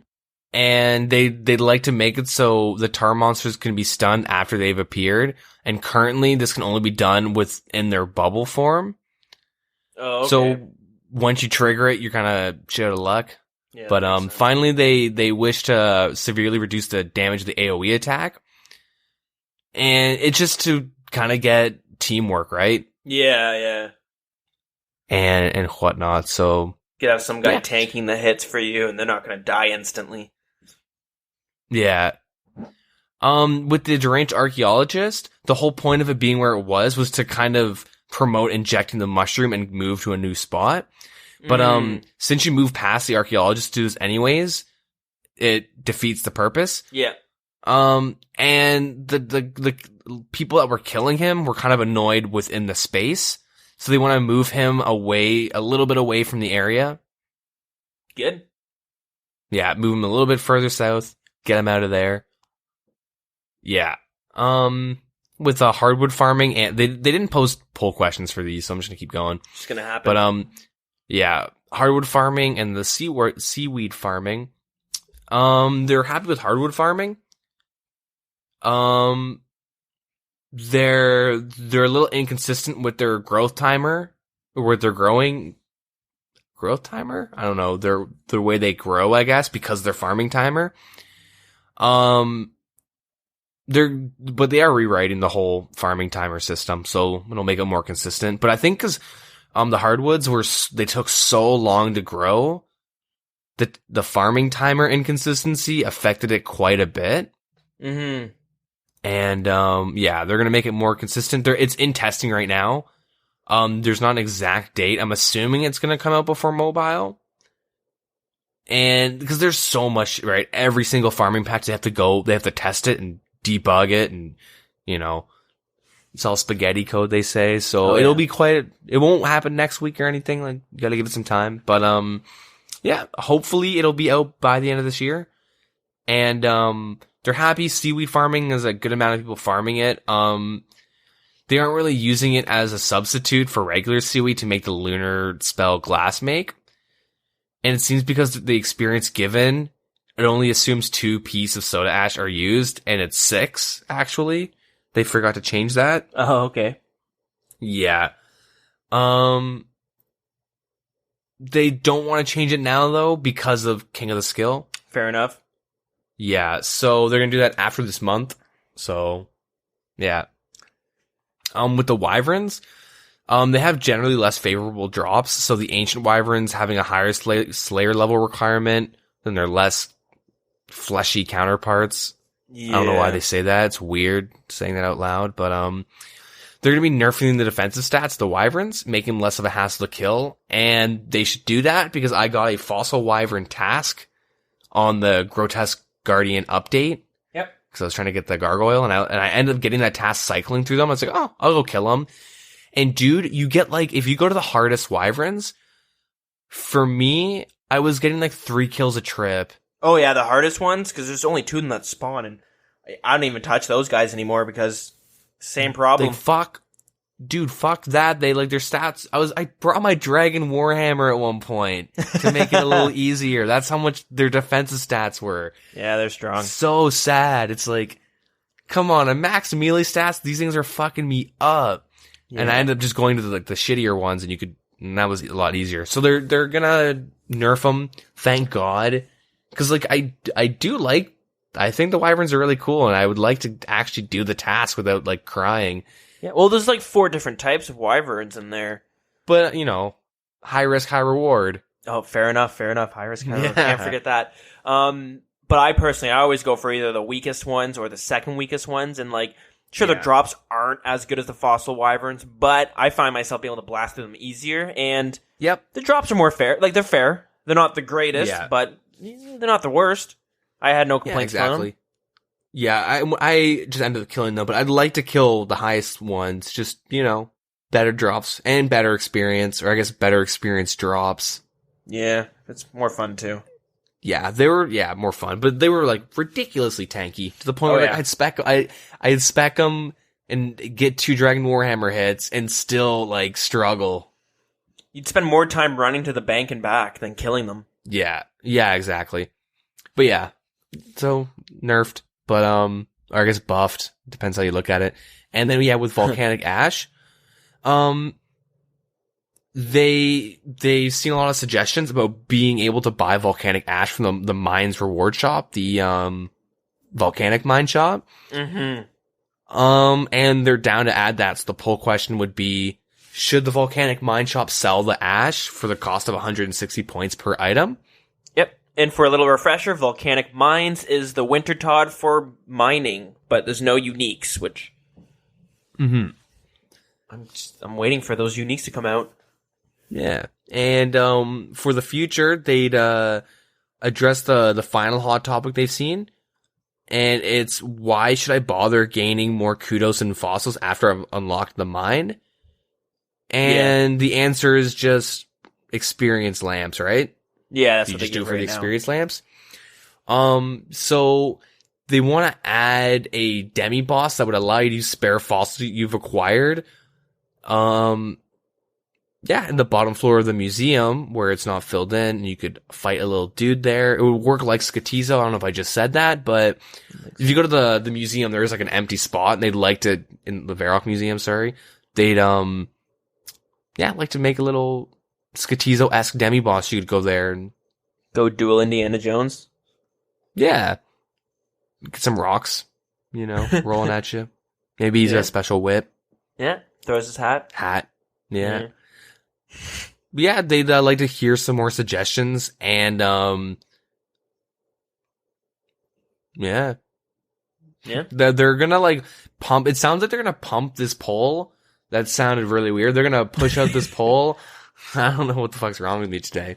They're gonna like release this poll on December because of King of the Skill. Yeah. So I'm assuming all of them will just wait till like the 1st of December or something. Makes sense. Yeah. So that's it for the updates pretty much. I do like how they realize not King of the Skill. Jesus, the Fossil Island is a little trashed here. Yeah, it kind of died pretty fast, but they're trying to revive it. I mean, I do think it's got like a lot of really cool things, but yeah, the execution was like a little weird. Like, I understand like they have good intention with the agility thieving and the hunter fishing. Yeah, like I kind of want to know like why they kind of did it like this. I mean, I like it, right? I think it's kind of cool, but I wonder how the idea came up to like have mid-tier content that gets 2 skills done at once type of a thing. Does that make sense? Yeah, and I think we talked about it a little bit. Like, we speculated when they first came out with it, or they came out with the devblog maybe, but yeah, I always thought it was something to keep it for mid-tier people, but also for when the mobile update comes out and a lot of new people are coming out. And I just want to make this distinction real quickly. When I say mid-tier, I'm not talking about like level 70 plus, because a lot of people, they will talk about mid-levels, and they tend to stick towards the level 70s as being a mid-level account. Mm-hmm. But like I'm kind of considering level 50s being like literally in the middle. That's what I mean when I'm talking about mid-level accounts. So like people who are, yeah, you're talking about like level-wise, not experience-wise. Yeah, or like grind-wise, because I see a lot that people would consider a level 100 being a mid-level, And I'm kind of sit there and I go like, I mean, I can see the argument, but if we're throwing all the levels of, like, all the people who play RuneScape on a tier list, I would put that on the higher end. Yeah, in terms of, like, mid-level literally being, like, halfway to 99, not 92, because that's half the experience. Yeah. Yeah. So it's good to specify that. Yeah, so I felt like this, like, update in general was meant for, like, the mid-levels, or for that, you know, because normally you would get to it wouldn't change much from being a low level to a high level. You're just cutting different trees. Yeah. Sort of deal, and stuff like that, or you're you're pickpocketing different monsters, or not monsters, but NPCs, and stuff like that. And I think they're really thinking about when these new players are coming in from mobile, that they want to give them different options, so they don't have to just sit there and spam click. Yeah. Because that could make somebody get kind of bored of the game and be like, yeah, I guess I'll just put this down for now. But if they have, like, okay, I can do this for faster experience, but let me go try out Fossil Island for a few levels. You know what I mean? Mm-hmm. So that's what I felt like it was all geared towards, and they're kind of updating it now because they don't want people to, like, you know, look up, how do I level up my thieving? And it just sticks to the old ways of doing it. They want to see guides being like, or you can go check this one out for another way of leveling up your... Like, if I talk negatively about Fossil Island, a lot of it's because it's, like, not worth it for me because I'm, like, a higher level. Yeah. If I was, like, a new player, though, I definitely would have gone to Fossil Island. Like, I still did some of the stuff on day one and whatnot just to be like, oh, let's try it out. Mm-hmm. And minus the tar monster and stuff, like, I did think it was pretty cool. And I kind of wish, like, I was, like, I had, like, a newer account or something, just to be able to experience, like, the transition. Yeah. To Fossil Island. Like, a lot of it is dead content for me specifically, just because, like, I don't need to do any of that stuff. Happy with where I'm at. But, yeah, I mean, I think everyone should give it a try. Yeah, like, and also, content. Something to keep in mind as well is, like, getting to, like, level 50 stats isn't that big of a grind for us, because we've done it before, and many people who have gotten that, they're like, level 50, that's easy to get. But if we think back to our first time playing that account, getting level 50s was a bitch, because, like, you just you weren't familiar with the grind. And it's similar to, like, you know, getting your first 99 feels like the biggest stretch. You know, I got my 99 strength, and I'm leveling up my defense and my attack. My attack's like 93 and my defense is 87, and it feels like nothing. Like, I look back, I'm like, man, I'm leveling these so fast. But I remember getting my strength up those levels and being like, holy shit, this is taking forever. Yeah, so that's the one thing I really noticed was strength. It felt like, you know, I was doing NMZ too. I did NMZ for strength. Yeah, and I like, was like, oh my god, 5 hours in a level? Are you kidding me? It's so stupid. And now it's like, dude, only 5 hours till I'm level. That's nice. Yeah, it's gravy. So yeah, it's kind of like a perspective thing, right? Like, yeah. Back in the day when I was a kid, getting like 40 attack was a huge achievement. Oh, nice. I can rune scimitar now. Oh, yeah. Decent. But, and, yeah, new players coming in, they're gonna feel like getting 50 is a fucking hard task to do the first time. Yeah, and if they want like 70 thieving or hunter and they're like, oh, just go click on this thing now. It's like, no, they can change it up. Yeah, exactly. Yeah.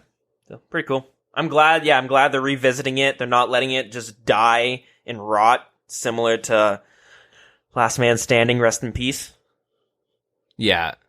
May you never be forgotten, because I really enjoyed that minigame, and I still think about it sometimes, and I'm like, how have you not come out with a fucking not mini games, but some cosmetics or something, a mini game shop for that? The only thing you can do in that is gamble your money, and there's no one there fucking to participate in it. You know what I mean? Give it a hat. Like, when I think back at Last Man Standing, I legit think it was a way to just change, like, how they wanted to take up the dueling arena with Last Man Standing. You know what I mean? Maybe, yeah, but in terms of, like, it was a way, like, when they had the high risk Last Man Standing stuff where, like, you're putting in a mill or something, right? I think you're putting in a mill to enter. Yeah, it was 1 mil.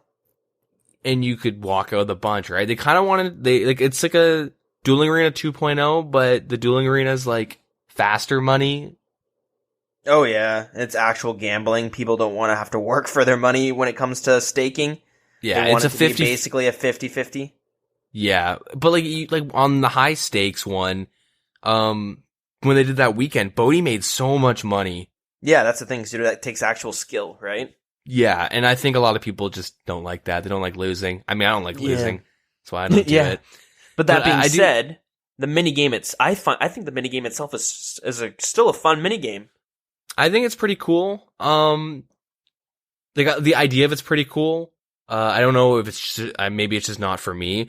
I think if they they kind of pivoted and instead of a thing to make money or to put like a money sink in, they should just change it to like a Castle Wars-esque with tickets where you could buy cool gear, like you were saying, maybe a pet. Don't know what kind of pet you would do, but yeah. They should just kind of change that, but it's just funny how they it's just forgotten. Yeah, and you can't play a game because you need 25 people in it, and no one's doing it because even just going there's no one there. So you know what I mean? It's just like it's a vicious cycle where someone wants to go check it out, but there's no one else there, so you can't really gather a group. There's been a few times where I went there and there was like 3 people, and then okay, everyone spam your clan chat, ask your friends list, see if anyone else wants to play, and then you could get a game going.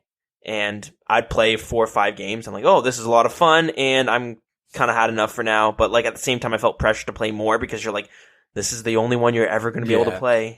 Now or never. Get a lifetime's worth in. Yeah. So. Anyways, there's your little. Just want to bring that up because it's. Yeah, they're not doing that with Fossil Island, so that's good. Anyways, that being said, I saw a few things going on in the community that we could, I guess, touch on. So, first things first, I saw that there's a RuneScape streamer named Wooks who, we've talked about him before, but he's done a lot of intense feats in the game. First one to get the Inferno cape. One dead man mode? What? He won a dead man mode seasonal? Oh, yeah, that's right. Dead man mode. Yeah, that's, kind of won it. Kind of. Yeah. In our hearts. Weird. Yeah. But, he was able to complete the Inferno again on a pure, which was like level 73 or something like that. Yeah. So that was pretty crazy to see. I know it took him a bunch of tries, and he ended up going from like level 67 to like somewhere in the mid 70s. Mm-hmm. Something like that. A lot of accidental defense levels. No, really? No, I'm kidding. Oh, okay. I Imagine. God damn it, 8 defense. Gotta redo this account and then get the Inferno cape. That was Sorry, go on. So, congrats to him there. Yeah. He's the first peer to do it, I believe. Yeah, so that's why I wanted to mention it. Does he PK at all? Not that I'm aware of. I really want to see him PK now. I want to see how he would do. Yeah. But anyways, sorry, go on. There was a Redditor who was every day was posting these beaver facts until his plan was to keep doing it every day until he gets a beaver pet. Yeah, the woodcutting pet. Yeah, so he had finally got it, and a lot of people are happy for him and stuff like that.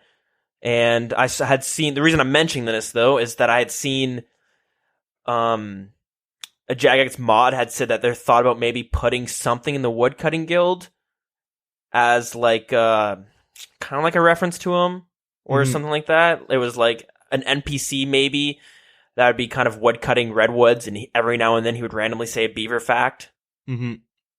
So I thought that was interesting, but I also saw like a lot of people shitting on that, being like, why the fuck are we like doing this for a Redditor? This is going to promote more people to just spam on the subreddit some stupid meme.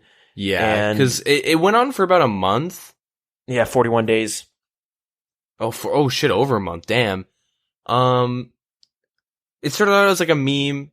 Well, it was the whole thing was a meme, but you saw like a lot of copycats with it, and you see a lot of people trying to like replicate it. And yeah, people are kind of getting upset about that. They don't.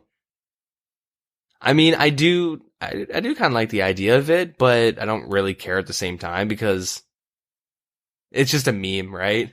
Yeah, like I thought it was harmless. Like if you add, it'd be kind of cool to be woodcutting and see someone like saying some beaver facts or whatever. Yeah. I don't see any problems there. It's not like it would have his RuneScape name as the NPC's name. You know what I mean? Yeah.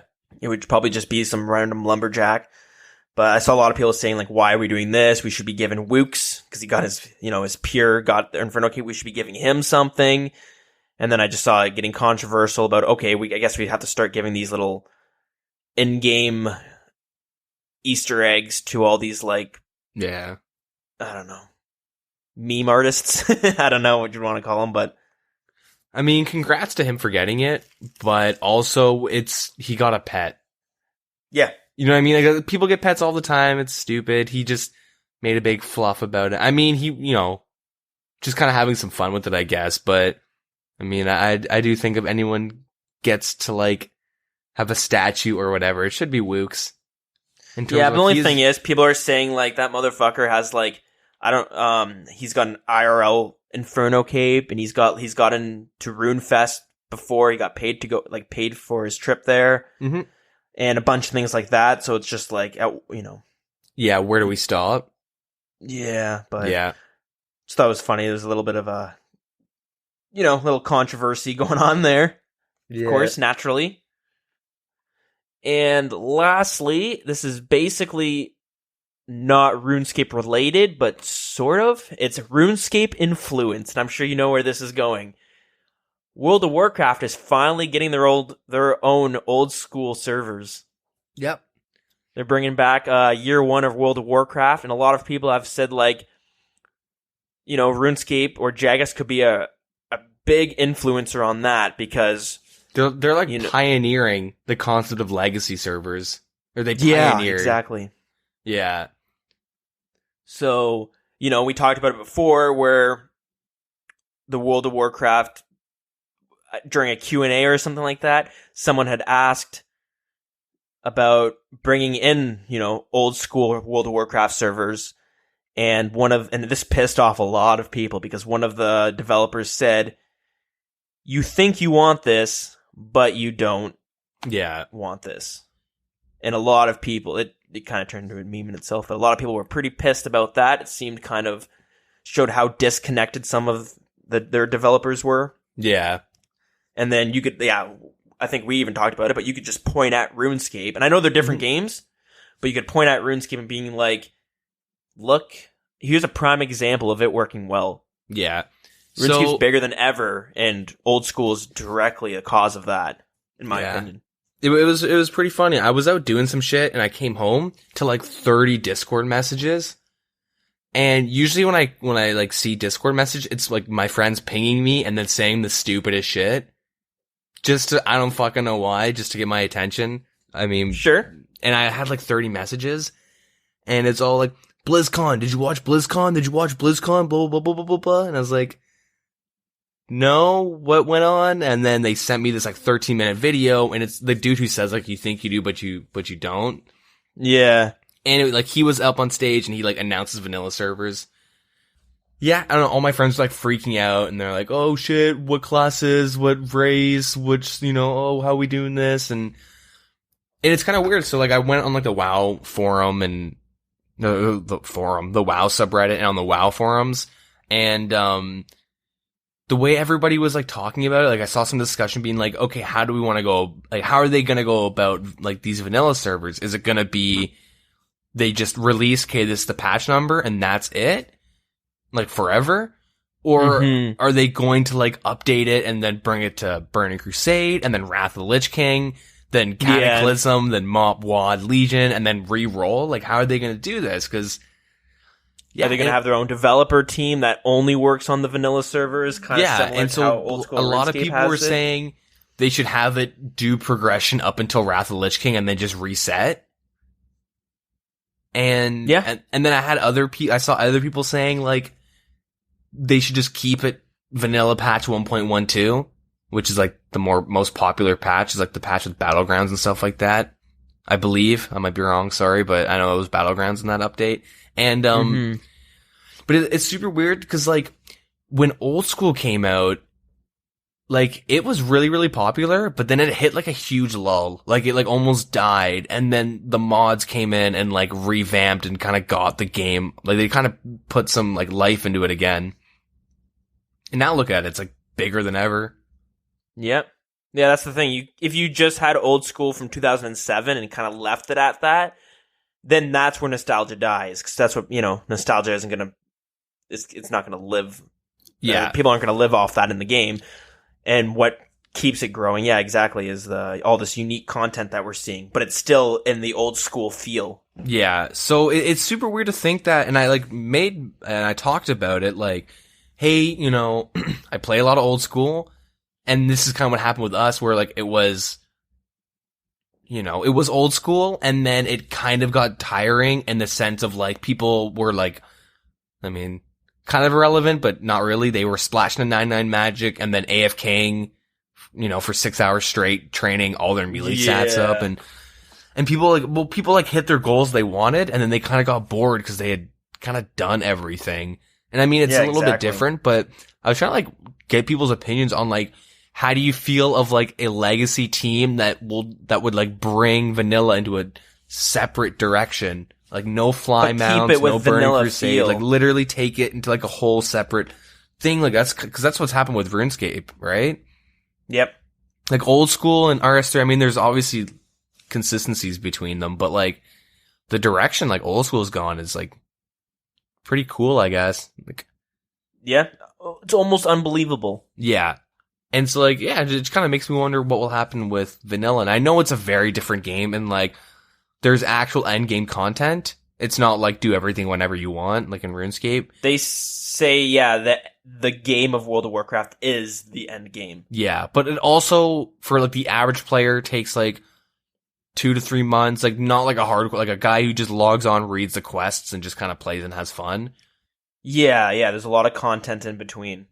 It'll take a couple months to like max out, and then it takes a really long time to do raids. Like raiding's pretty difficult, but I don't know, it's super weird because like with like Old School, like nostalgia literally brought you up until you wanted to level past the account you had when you were a kid. Right? Yeah, exactly. Like my account is infinitely better than it was when I was a kid. I could not imagine having a stat over 70. Yeah. You know what I mean? Like I would spend, like if I was a little kid, I would spend so much money for my account right now, it would be ridiculous. But it's not saying my account's amazing, it's just that's how much of a noob I was when I was a kid. And like I know this isn't like, we're kind of just talking about WoW, but because I was looking into it, because like I really want to know how they're going to do it.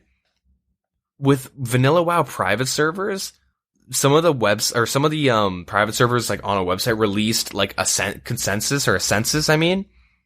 So it's like which percentage are playing which classes and races.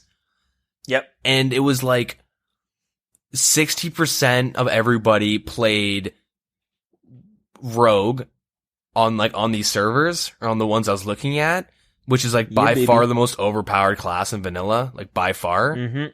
And Burning Crusade, you could one-shot people with no armor on. Yeah, vanilla, you can just fucking one-shot people. Like the best PvP and PvE class. But and then inside that, like really specific classes were being picked on which faction, and you know what I mean. Like it's in private servers, it's already optimized on what you're gonna play, right? Yeah. So like they kind of might be forced to like take it in the direction of Old School. It's kind of where I'm bringing it back. And I really want to see what like a big company, because RuneScape's like, I refer to them as like an indie company. Like they're a really small company. Like our dev team, like we know them by name. You know what I mean? Yeah, the Old School specifically. Because RS3 is a lot bigger. Yeah, RS3 is very different. But like Blizzard is so big. So if they get forced to take the Old School approach, I wonder how they'll do it with such a big team. Yeah, we gotta think of all their games and stuff too, right? Yeah. World of Warcraft, StarCraft, Diablo, Overwatch, Hearthstone. I mean, Heroes of the Storm. They did Legacy with StarCraft, right? They brought in the remastered version. Oh, fair enough, yeah. A little bit of a different monster, but yeah, no, I feel you. But people are very unhappy with that. So, there's a lot of issues with the remastered in terms of, connection issues. I heard they tried fixing it, but they changed some settings which made inconsistencies between computers. Like your mouse sensitivity in game would be different for reasons no one could figure out why. Like stupid. It's really irrelevant, but just the whole concept of like a legacy remake of like a game that. Yeah, you can't just throw something that everyone used to love and just leave it at that. You got to actually be working on it as well. Yeah. Bring it up to snuff. Yeah. It's good to bring it up though, because it's nice to keep an eye out, because like, I mean, it's nice to know that like RuneScape pioneered the concept of legacy and like the whole idea. Like it's really neat how MMOs in general, it started off as like you look at classic and like classic RuneScape and how bare bones and tedious and hard everything was. Yeah. There was a rest system. You'd have to bring a sleeping bag with you. Yeah. And like a lot you couldn't note your items. You had to bring it to this NPC who would give you certificates. Yeah. And like, you know, slowly over time they add more and more convenience and people are like happy with it. And then it gets to a point where it's too much and everybody kind of wants to restart. Yeah, like, exactly. It's really weird. At some point, it just stops being the game that you know. Yeah. It's because you're always catering to this or that. With World of Warcraft, you were able to just queue into raids instead of having to find a party. It'd be like with RuneScape, you want to do bandos, so you just go into some boss finder that's in the clan chat, let's say, and then it pairs you up with a team that is already wanting to kill bandos, and then it teleports you to bandos. Yeah. Instead of you having to find a partner to do it with, and it just became way too easy. Next thing you know, the player interaction just died out. Yep. You buy, you know, level 100, you grind 10 levels, you raid like that day. You can literally raid on a fresh character in one day. And I know because I've done it. So I'm not just talking to my ass. I've literally done it. Kind of ashamed, but you gotta do what you gotta do. When your school's on strike for a fucking month. God damn it. So I was going to play this earlier when we first brought it up, but I do have the interview that they first gave, which is it was kind of funny because it just showed how out of touch some of the developers were when they originally made the statement. But yeah, here's the interview of them giving the whole, you think you do, but you don't. Have you ever thought about adding servers for previous expansions as they were then? No. And by the way, you don't want to do that either. You think you do, but you don't. Remember when you had to like spam cities and say need a tank, need a tank, need a tank during the Burning Crusade days? You don't remember that because now you just push a button that says go to the dungeon. You don't want to do that. Remember that one bug that really pissed you off that we fixed like 2 years ago? Still there in the past. So yeah, there's the little interview, or a little Q&A thing, which just even listen to it, you're just like, what? You know what I mean? Like, are you fucked? It's funny because like whole that's what people liked about the game. Yeah, yeah. I'll mention this and before we move on, but they did say, I read an article that Blizzard, they'll be fixing bugs and exploits. And they'll be amping up the infrastructure for like servers and stuff like that. True. So issues like mobs not spawning for 2 weeks, like a certain mob spot, like you kill like one guy and he just never respawns. Yeah, he's gone forever. Yeah, they're gonna be fixing like little things like that, but yeah, cool, interesting. But yeah, anyways, that's basically all that I had seen. You know, I was in Montreal, so I hope I didn't miss anything, but.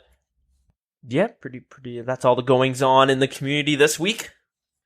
And with that being said, I think it's time to move on to our old school lore in a nutshell. Is that what we're calling it? Old school lore in a minute? Yeah. Old school lore quickfire? A blast of old school lore. Okay, I'll just play Blast of the past? Ooh, that's pretty good. Blast of the past.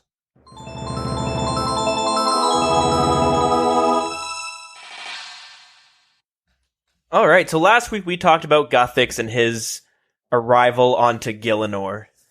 Or I should say his creation of Gielinor and RuneScape in itself. This week, we're going to be talking about Saradomin. Saradomin is one of the 3 major gods, Guthix being alongside, and he is known as the god of order and wisdom, and also people call him the god of good as well. And he is usually thought of as being the opposite of Zamorak. There is little known about the origins of Saradomin himself. He arrived during the Second Age while Guthix was asleep, and he also claims to have been the one that had created Gielinor and RuneScape himself, even though lots of evidence contradicts it and does suggest that Guthix was the original creator. Saradomin is one of the most popular gods in RuneScape and has by far the most followers and churches in the game. In his symbol, you'll probably recognize it as being a 4-pointed star. It's usually yellow or white or blue. And yeah, so Saradomin arrived during the Second Age, like I had mentioned, with many of the other gods. Most had arrived in the Second Age. It's a bit controversial on who is actually more powerful between Saradomin and Armadyl. They're kind of both on the same spectrum on the scale between good and evil, even though it's not as black and white as that, as Armadyl is also the god of law, or the god of justice. When Saradomin first arrived during the Second Age, he arrived on the island of Inferno, which explains why that island consists of mostly monks that worship the same god. And after arriving during the Second Age, Hollow Vale, which is created in eastern Montania, became the biggest and first Saradomis kingdom on RuneScape. It eventually fell in the Third Age and is now known as Mireditch, the city of the Vira Watch, which you might recognize from the quest Darkness of Hollow Vale. And it is said in the Old Letters to the Gods that Saradomin fears the name and the god Zeros himself. But with all that being said, Saradomin and his followers aren't always as good-hearted as they would like you to think. As I was saying, it's not as black and white. Just because he is the god of order does not necessarily mean he is a benevolent god.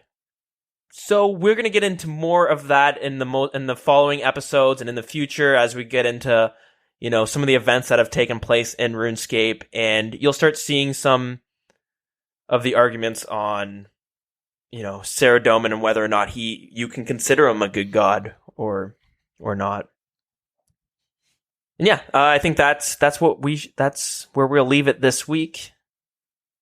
Yeah, I never realized how big of a role, or I guess how much lore is like implemented into the creation, I guess. Like how much the gods have actually done stuff. Yeah, it gets confusing because they're not like your typical gods, as you would like in real life or in other games as well. They're actual beings, but yeah, it gets kind of tricky scouring through all the information because a lot of it does. The god, most of the lore is in RuneScape 3, right? Mm-hmm. Which is set in a different age. It's in the 6th age, while Old School RuneScape is in a 5th age. Mm-hmm. So there is a lot that I'm not going into when it comes to RuneScape 3, but that's where it gets kind of tricky because they're different games, right? Yeah, so I kind of scour through the internet, and it gets kind of tricky because not a lot of people are into the lore in Old School RuneScape, so it's kind of hard to figure out all the information and stuff like that. Yeah, but as each week goes on and we kind of cover more, I think it's all going to start coming together. It might seem like a lot of these are in kind of point form notes, these like the origins of the gods and stuff like that. But as we get into like the god wars and the ages and the different cities and stuff like that, you'll start getting more of a grasp on the gods and like the actual going on in RuneScape and some of the history and stuff like that. Because there is a lot to it, and it's actually pretty interesting. But I'm just trying to fragment it and give you it like in sections so it makes sense, and then it kind of builds upon itself as each episode goes on. You know what I mean? Yeah. Yeah. Yeah. So, anyways, yeah, that's it for this week. For your blast of the past, your quick fire to lore, Old School RuneScape in a nutshell. We'll figure out a name at one point. And yeah, okay, and if you guys want to get in touch with us or whatever, send us questions, write us emails, tell us stories, give us feedback, whatever it is. There's a few ways I'm going to tell you guys how you guys can get in contact with us. We have a Facebook, which is facebook.com/The Wilderness Podcast. Our Twitter is @TheWildernessRS. Email is thewildernesspodcast@gmail.com. Our in-game clan chat is WildCC. And we have a Discord as well, which we can get you guys a link if it's something you're interested in. And you can also leave us a comment on any of our videos on YouTube. But with that being said, we got an email, I think it was 2 weeks ago. I wanted to bring it up last week, but the episode kind of ran a little long, even though this one's kind of running on a bit long as well. But so I left it out, and I thought I would save it for this episode. All right, so I got an email from Adam, who's from Sweden. And he asks, "Hey dudes, could you have an episode about different types of pures and combat brackets?" So thanks for writing in. So I figure we talk about pures maybe briefly. We talk about what we know about them, our thoughts and stuff like that, the different types of pures that we're aware of, maybe how things have changed that we have seen.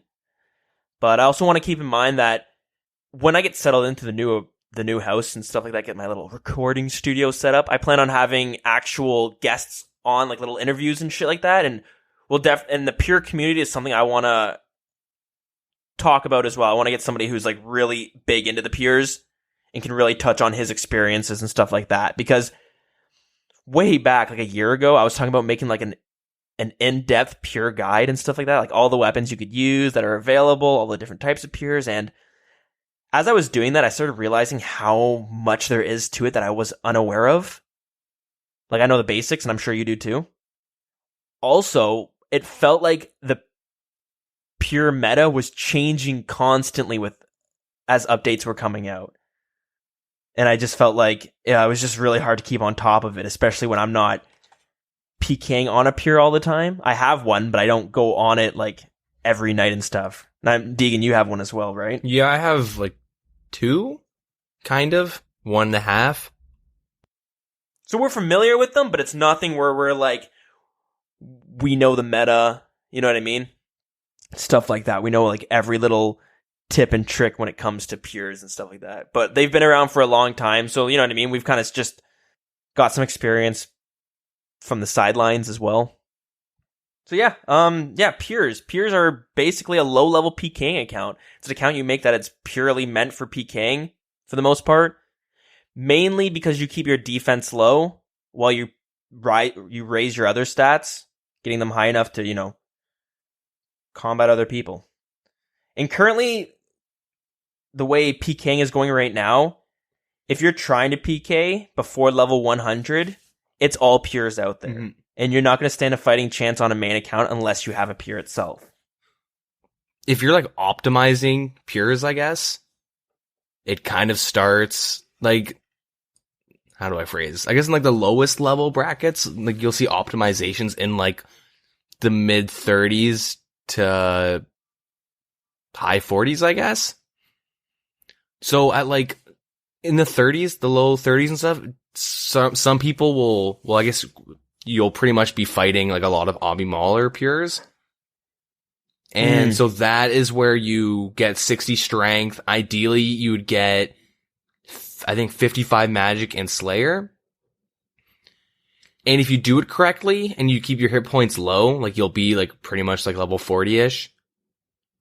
I mean, I don't know the specifics of HP ranges that you'll hit in because like I don't have too much experience on like creating accounts, but yeah, 60 strength, like 55 magic is like the minimum that you need to be an Obby Mauler.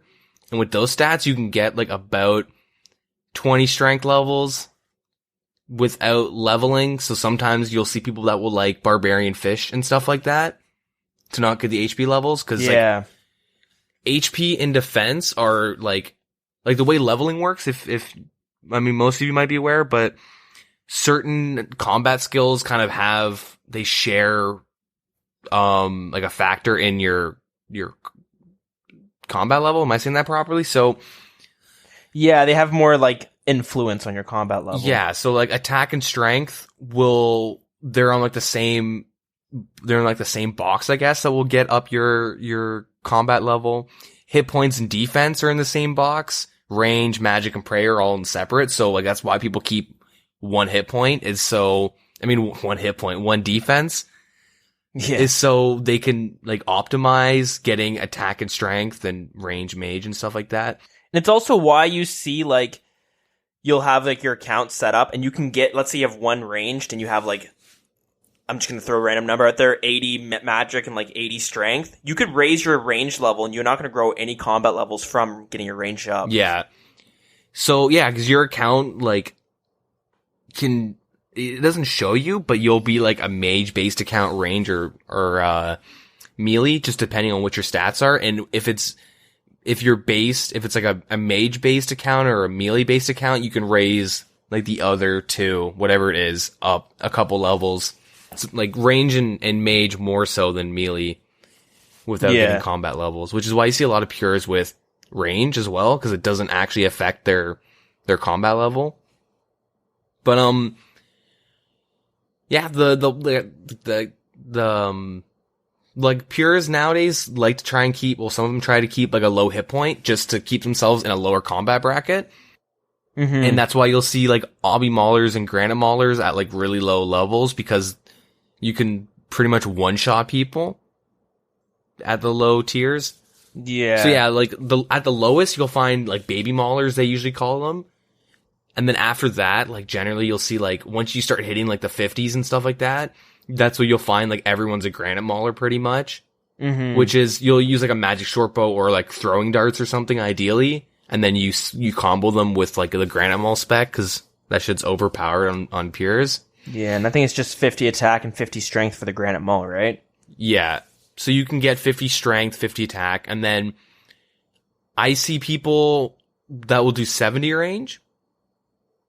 Mm-hmm. Because the difference between, from my understanding, is the difference between 50 strength and 60 strength isn't really that much. And it raises your combat level like 1 level, I guess. Okay. But it's kind of like optimizing. Yeah, like there's so much like specifics with it, like certain prayer level ranges, like they'll get the second strength prayer, was it ultimate strength? Yeah. You'll find pures that like stop getting prayer at that. Some keep 1, some keep protect item. Some get 52 for smite. Yeah, some get to 52. But yeah, so like generally in the lower brackets, like let's just say like from 30 to like 60, it's a big bracket, but you know what I mean? You'll pretty much just find obby maulers and granite maulers. Yeah, there's a lot of like specifics to it for like, so yeah, for instance, you mentioned an obby mauler, you get your 60 strength, but you keep your attack at 1. Sometimes I see 5, but even you can, there's a bunch of like milestones you can hit, you know what I mean? Yeah. Like the whole concept of pures. Sorry, go. No, I was going to say, and the reason I believe you mentioned the 55 magic was to get the Slayer staff, because you don't require any attack for that. And it has decent bonuses and it's like melee accuracies and stuff like that. So you can get that. And then there's also people who will go look at like the Topaz Machete or something like that. Yep. There's a bunch of different ones. Then there's also the Bone Dagger, because you can poison them suddenly. Yeah, the special pretty much guarantees a poison. Right. And then you'll see people with the RPG, which is this like fun weapon that came out a while ago, but it gives you the same attack speed as a magic short bow, I believe. Mm-hmm. And it doesn't give you any stats, but suddenly you can punch or kick somebody pretty fast, and then you can whip out the obby maul to like KO them, right? Yeah, it's a combo kind of. Yep. There's also like, if you look at like Graphist, who is like, he might be the top ranked bounty hunter. He was at one point, or like rank 2. And he like mainly plays an obby mauler. He's got like a maxed mauler account. He's a bit different though. He has 17 attack, I believe. I think. Or maybe he's got like prayer up. I don't know. He's got one thing that's a little bit different, but he's really good at his obby maul pure. So like if you want to watch him, he's like ideal to watch, like how to play an obby mauler. And you'll notice him have, like Dill's mentioned, like he'll have like a Slayer staff, an RPG, a bone dagger, a dark light, right, all in the inventory. Like you'll see them with like a lot of different weapons. And yeah, because the bone dagger to poison, the dark light because the spec can reduce defense, I believe. and it's pretty accurate. RPG, just because you can hit fast, all multi KO, obviously. Mm-hmm. And then Granite Maulers are like really cut and paste, I guess. You just use a magic shortbow or like darts or something, and then you would combo with your Granite Maul. Yeah, that's the ideal way, but you'll see the Granite Maul almost like tons of different places. You'll see a guy maybe with 60 attack with a decent scimitar or something. And even like a Granite Maul, you know what I mean? Because it's such a fast attacking weapon, the special makes you hit instantly. Mm-hmm. So you can stack 3 hits if you blast through your special. So it's a very popular weapon to bring as well. Yeah. And then after that, like the brackets are kind of funky, but around like, I think the lowest is like, maybe not, maybe it might be wrong, but like around level 65, you can start bumping into Void Peers at this point. And that is like sitting with a Granite Maul and then like 70 range and stuff like that, 31 prayer. Yeah. And, like, I don't really sit in Edgeville too much. I don't know how common it is, but I do recall seeing like 67s and stuff, Void Peers. Mm-hmm. And those, they cap out at 42 defense. And, it's to do it so they can do pest control where full, like, range void. Like, you'll never see a void mage or melee at, like, low level pures, but. It did get nerfed kind of in the recent months, but I'm sure it's still popular, and it was one of the most popular pure builds. Yeah, at one point, that's pretty much all you bumped into. Yeah, because when you had the ballista, you were able to that's a slow hitting weapon, but it hits so high. And there was a point where people didn't bring anything but that, because you could just keep hitting like 50, 60, and the person you couldn't out-eat it. Yeah, at one point the combo was ballista into ballista spec. Yeah. Yeah, it was ridiculous. It's been nerfed, but yeah, you'll see them a lot with like ballistas and Granite Mauls. They still use them. You can see them with magic shortbows, obviously, and then you'll see like rune crossbow, rune darts. Yeah. And you'll with like a rune kite shield. Okay. And there's also the obsidian rings. Yeah. They're very good, but they're very expensive to use. Yeah. They're pretty neat though, because you can get pretty creative with just your setups and stuff. Yeah. Like you can bring like a lot of different range weapons and spec weapons too. I mean, Granite Mauls are pretty popular, but yeah, you can like start bumping into them like in the 60s, but I don't know how common that is, to be honest. Yeah. Because the way Void works, it's like a percentage based with accuracy and damage and whatnot, so it is more valuable the higher your range is. So it's good to mention. If you're planning on using a Void, or making one, sure, you can like get the minimum requirements for it and then start PKing, but it's not as effective until you're like maxed range at least. Yeah, and if I'm correct here, I believe when you're in the 70s, that's when you start getting to the like almost maxed or pretty strong 1 defense accounts. Yeah. In the 70s and 80s, between the 70s and 80s. Yeah, that's what you'll find, maxed pures and the 1 defense pures, yeah. Yeah, so once you start getting to like the 70s and 80s, you'll still find Granite Maulers, but you'll start finding some people that might actually use a dragon weapon once in a while. So they'll have 60 attack. Yeah. And like the higher you go up, you would end up getting like your AGS and stuff. Yeah. So some of them you'll find AGS pures where they will use a magic shortbow and then they'll like 1 tick spec into Armadillo, the Armadillo spec. And like 1 ticking is pretty much like you would wait, you stand like, I believe it's 3 squares apart from somebody, and then you wait at like the right tick to equip and run an spec, and like you pretty much just instantly hit them with a spec, so it's like really, really strong like KO potential. You can like stack out like a spec or whatever. Yeah, 2 hits will pop at once. Because you also got to keep in mind, you can see the experience drop before you see the hit splat. So on your end, you can kind of you can see when you're hitting decently high. You know what I mean? Yeah. You see like a 200 hit, a 200 experience drop, and they're at half health. Like, you follow up with a spec immediately. Yeah, and you'll see, so you'll know you're hitting harder before your opponent knows he's getting hit hard. Yeah. And that's what makes like the Granite Mall so good too, because you can kind of, all right, now I go in and spec, he's gonna die. Mm-hmm. Sack him out for like an 80 at low levels. It's ridiculous. But yeah, like once you start hitting like those high, like those 80s and the 90s and stuff, you start bumping into like max Zerkers, and I think a Zerker can max out at like 98 or 99, something like that, like very close to 100. Okay. And Zerkers, I think, are like, when I say the best PKing build, I mean in a totally objective way, as in you can PK with like so many different setups. So like a Zerker, pretty much, I'll just go back and say this: you cap out at 45 defense, and you do that for the fighter torso, and like you'll wear the fighter torso from Barbarian Assault, and then you get the Berserker helmet, which you get from the Fremnik Trials, that quest. And that's kind of why they're called Zerkers. And they kind of like, it's min-maxing strength bonus pretty much. But if you're doing a Void Pure or a Rune Pure, which we probably should have mentioned, but you would just sit at 40 defense. But it's the same thing as a Zerker, just kind of like less defense to my knowledge. But you don't train defense, you quest it.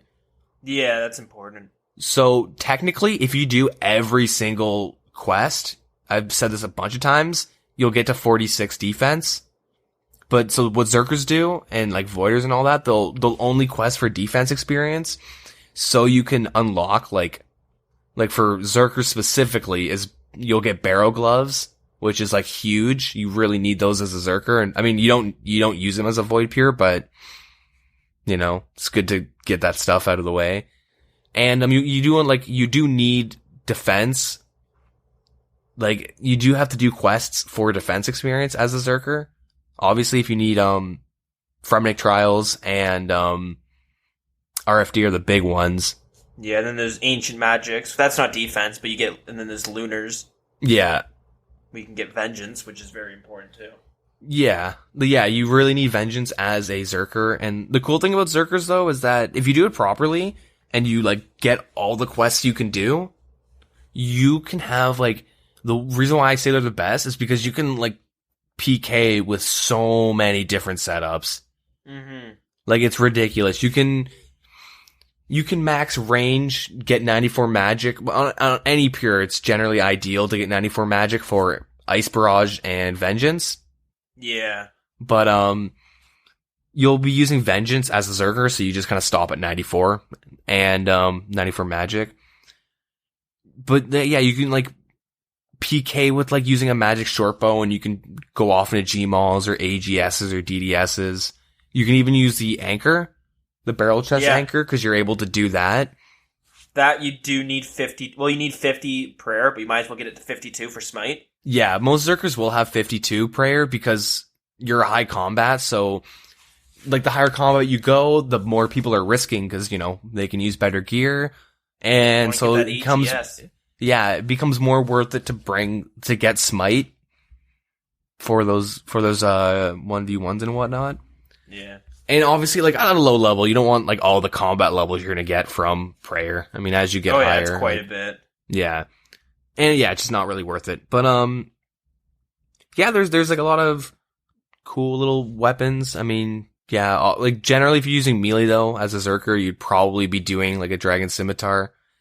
Yeah. Unless you're planning on getting an AGS and you're getting 75 attack, you could use a whip up until a 75 attack, and then you would obviously stop. Mm-hmm. But, yeah, it's like, you can use, like, any spec weapon pretty much. Like, you can use, like, yeah, there's so much variance to it. And you can also, like, deep wildy PK. Yeah, exactly. One person, like, for Zerkers, I'd recommend is, there's a YouTuber named Azerker. You'd never guess how he PKs. But then there's also someone named Amenity who PKs on a max Zerker as well. I don't know any people that are big for Gmauls or Voids. That's why I haven't mentioned them. But, those people, like, if I watch, like, PKing content, I generally will gravitate towards them. Just because it's like, I love watching Zerkers fight. They can do tribrids, like no honor tribrids deep in the wilderness. Yeah. Yeah, you can like do so much content with them, and especially if you're gonna main a pure, you're best off doing a Zerker because you can still do Bandos and stuff as a Zerker, and you can still do Zilyana, like Sarah, in KBD, but you do kind of need someone to go in and be your tank. Mm-hmm. But you can still, do a lot of content as a Zerker. And, Fire Cape, easiest account to get a Fire Cape with, in my opinion. Yeah, exactly. And, when it comes to pures, there's so much to it. You can almost, it's like build a pure. You know what I mean? You can, pick and choose what you want for your account. Yeah. You can stay at 1 defense, you can get it to 42, you can get it to 45. And it gets kind of weird. I don't really consider this a pure account, but a lot of people call these a piety pure, which is where you cap your defense at 70 and you get 70 prayer. Yeah. And that's what my account was for a while. I had 75 or 70 attack, and then I had 99 strength with 94 mage and stuff. And I think I was level 105 or level 106 or 7 or something like that. Yeah. And that's where you get a pretty decent PKN account. And and even there, you can choose to get your attack to 99. That's not really going to hurt it. You're still going to be on par with other accounts and stuff like that. Yeah, once you break off certain combat levels, if you just stand in Edgeville at the ditch and just right click levels, you'll see there's a pretty strong meta with lower levels being Obby Maulers and then G Maulers, and as you go up you start to see more variety and whatnot. There's so many. There's staff of the undead pures, which get 75 attack and stuff. There's so many pures, it's kind of hard to remember them all. There's things That's like what I'm initiate. saying, it changes so much. Yeah, there are initiate pures, but nobody plays them anymore because the prayer bonus is useless, and if you're smite fighting, Zerkers are probably going to be the only ones and Voiders that are going to be okay with smite fighting. Yeah, I used to see that back in the day a lot, which was somebody who capped their defense at 20. They wore Initiate, and then they could also wear Mystic. Mm-hmm. They'd get 52 prayer. You know what I mean? Mm-hmm. Which is one of my favorite pure accounts, to be honest. They were so cool. Yeah, I just like the black d'hide legs, the Initiate top. I always thought that was cool. Yeah. The chest piece, but that's another thing too. You do see people leveling up their range just to either 40 or 70 because the d'hide chaps give you a lot better defense bonuses, but they don't require any defense levels to wear them. Yeah. So you'll see things like that. And you mentioned about Staff of the Undead or Staff of the Dead pures and stuff like that. Or the Toxics. And now with the Tomb of Fire, you could hit pretty fucking hard and stuff like that. You can get you can just really rack with some of the magic spells. Mm-hmm. And I know I was PKing on I have a Barrow Chest pure. He's actually not optimized at all. I get my ass kicked because he has 52 prayer and he's level 55, which means I can't hit for shit because my strength is 60 maybe. Yeah. And stuff like that. So I'm just not quite there yet. I gotta level it up more myself if I want to do it. But a few times I would try to go PKing, and I faced a guy with the Staff of the Undead. Toxic Staff of the Undead. And he was hitting 30s pluses with his Fire Wave. Yeah. Because he had the Tomb of Fire or whatever it was. And then also you get Venomed. So then I ended up just not being able to out-eat his damage, and he just fucked me up. Yeah, so the big thing with the Staff of the Dead, or the Toxic Staff of the Dead, I believe you need 75 attack to equip it, and 75 magic. So you'll see them with ideally it's 1 strength, but that shit takes so long, right? You're hitting, at best, you're getting 5 experience drops at a time. Yeah. But, the reason why people do Staff or Toxic Staff of the Dead is because the special attack of it reduces all melee incoming hits by 50%. Right. So where you see a lot of G-Maulers, in the 60s and stuff like that, a lot of those G-Maul rushers as well, all those accounts, people will bring a Staff of the Dead because, like, honestly, they're so busted at that level because they're hitting, like, they hit like trucks, right? They hit like 30 pluses with their fire spells. And, oh, he's probably going to spec me soon. You just spec and then you're set for a while. Some people also will get the pool, the house pool that restores, like, spec prayer. I don't know if they changed it, but at one point they would spec, drink from it, then go to Edgeville. And if they get into a fight, like, instantly, they already have their spec up. Because it lasts for a minute, I believe. Yeah, it lasts for 1 minute. So. Bit of a time crunch there, but yeah. I mean, it prevents you from getting rushed and stuff, but. True. Yeah, what else is there? There's so many goddamn pures I, like, don't remember. That's but yeah, the thing. There's so much to it. Yeah, I just want to mention with the Piety pure you're talking about, you might know them as Darok pures as well. Yeah, I should have mentioned that. People kind of call them both, and they're super awesome too, because, I mean, you unlock Piety, so obviously that's nice, but there's also a lot of, like, variants or variables like Zerkers, where you can use even more weapons, and plus, well, you can use the Darok set, which adds, like, people say it's kind of like the hardest 1v1 just Edgeville PKing type of playstyle if you're having a Darok set, because you have to know, like, the ranges in which your opponents can kill you. Yeah. And it's a gamble, like, every time, because you want to keep your health low, because the lower your health is, the higher you're going to hit. Mm-hmm. You know, high risk, high reward. Here we go. Yeah. And, but at the same time, you can get fucked up really easily. Especially if it's Darok versus Darok. Like, vengeance timings are super important. Obviously. Yeah. Because, you know, you can stack them. The guy for like a 70. Yeah. He's going to be hitting you for like a 40 or so. I don't even know. But yeah, sometimes it's bad to hit high when the person has vengeance. Mm-hmm. With Zerkers and Darokers, you'll see them take off armor when they do vengeance. Right. Just so they can get hit harder and they can combo. And to counter that, sometimes, and I do this too against people with vengeance, is I'll just unequip my weapon and punch them. And just hope you hit a 1. And, like, I mean, honestly, every time I try that, I end up hitting like a 10 or something. I hit something stupid. I'm like, oh, fuck. I guess that's better than like a whip. But yeah. Any more accounts you can think of? See, when you start getting into the Barrows pure, I kind of hesitant to even call it a pure. I like to just call it like a PKing main, or you know what I mean, account that's good at PKing, because you can do so much. It gets kind of weird. Yeah. And then when you're talking about just PKing accounts, you got things like range tanks that get like 99 defense and 99 range. You'll see them wearing some range gear with a Torag's helmet, maybe Torag's legs, rune kite shield. You know what I mean? They're kind of like getting their defense up as well, so they're not so squishy. The thing with pure is it's a pretty broad topic, I guess, because there's just so much to it.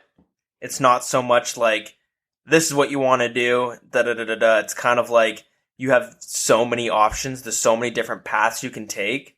Yeah. And if you take one path, this and more, you get more options there. You know what I mean? Yeah. And then you got things where it's like, rushing accounts. I've seen accounts where people keep their health really fucking low. Yeah. And they'll get their they'll get their magic up or their range up through using like alking or like cannons or something. Cannons and stuff like that. Yeah. At like the lowest levels, it's really common to find dark bow rushers. Like you'll find a target out at like 7 Wilderness on the hills, and you know that you're gonna get dark bow rushed by 2 people, because in the bounty worlds, if you and a friend have, like, let's say I have a target on, like, Jimmy, and me and you are dark bow rushing, we can time it so we can spec him at the same time. Wow. And so you'll find, like, out there, it's generally where you get skull tricked and rushed and shit like that, but yeah, you'll find people that will ice barrage, Gmaul spec you, or just dark bow spec you with a buddy and drop you. Yes. Start getting into, like, different ways to make your accounts and stuff like that. Then you see ones that, like, I don't know if you see them so much anymore, but I remember back in the day, and this is the account I always wanted to make, you'd see somebody get like 83 magic or 85 magic, and then like nothing else, and they would go out there with Saradomin strikes. Then you can use charge. You can hit like 30s and stuff like that. Mm-hmm. And you could teleblock people, so people would go to like green dragons, and you could, start PKing shit like that. Yeah. Yeah, there's like a lot of neat little ways to make these accounts. I mean, if you're thinking about making any account, there's definitely guides out there, like on being really specifics of like, train here to this, do this quest in this order, like, yeah. I mean, it's always good to like look into it, and then even just try and find some PK videos. There's some like really good people. There's a guy named like Boris OSRS, who's like if somebody wants to like, was like looking into the pure PKing type of stuff, I always recommend people go look at his stuff. He's got, like some of the sweetest videos. The guy is like super amazing, and he shows how technical it is. Yeah. And he uses a lot of cool things like, you'll see a lot of pures. We should have mentioned this before, but they'll use Kebbit crossbow. Right. And it doesn't hit super hard, but you can attack and then move at the same time. And like, you don't move, you kind of just teleport a couple squares. And so it kind of makes you really hard to hit, and it allows you to also do some really tricky Gmaul specs and throw them off. But yeah, Boris OSRS, he's got like some of like the coolest like low level pure PKing like videos, like little montages. They're like so good. He's disgusting.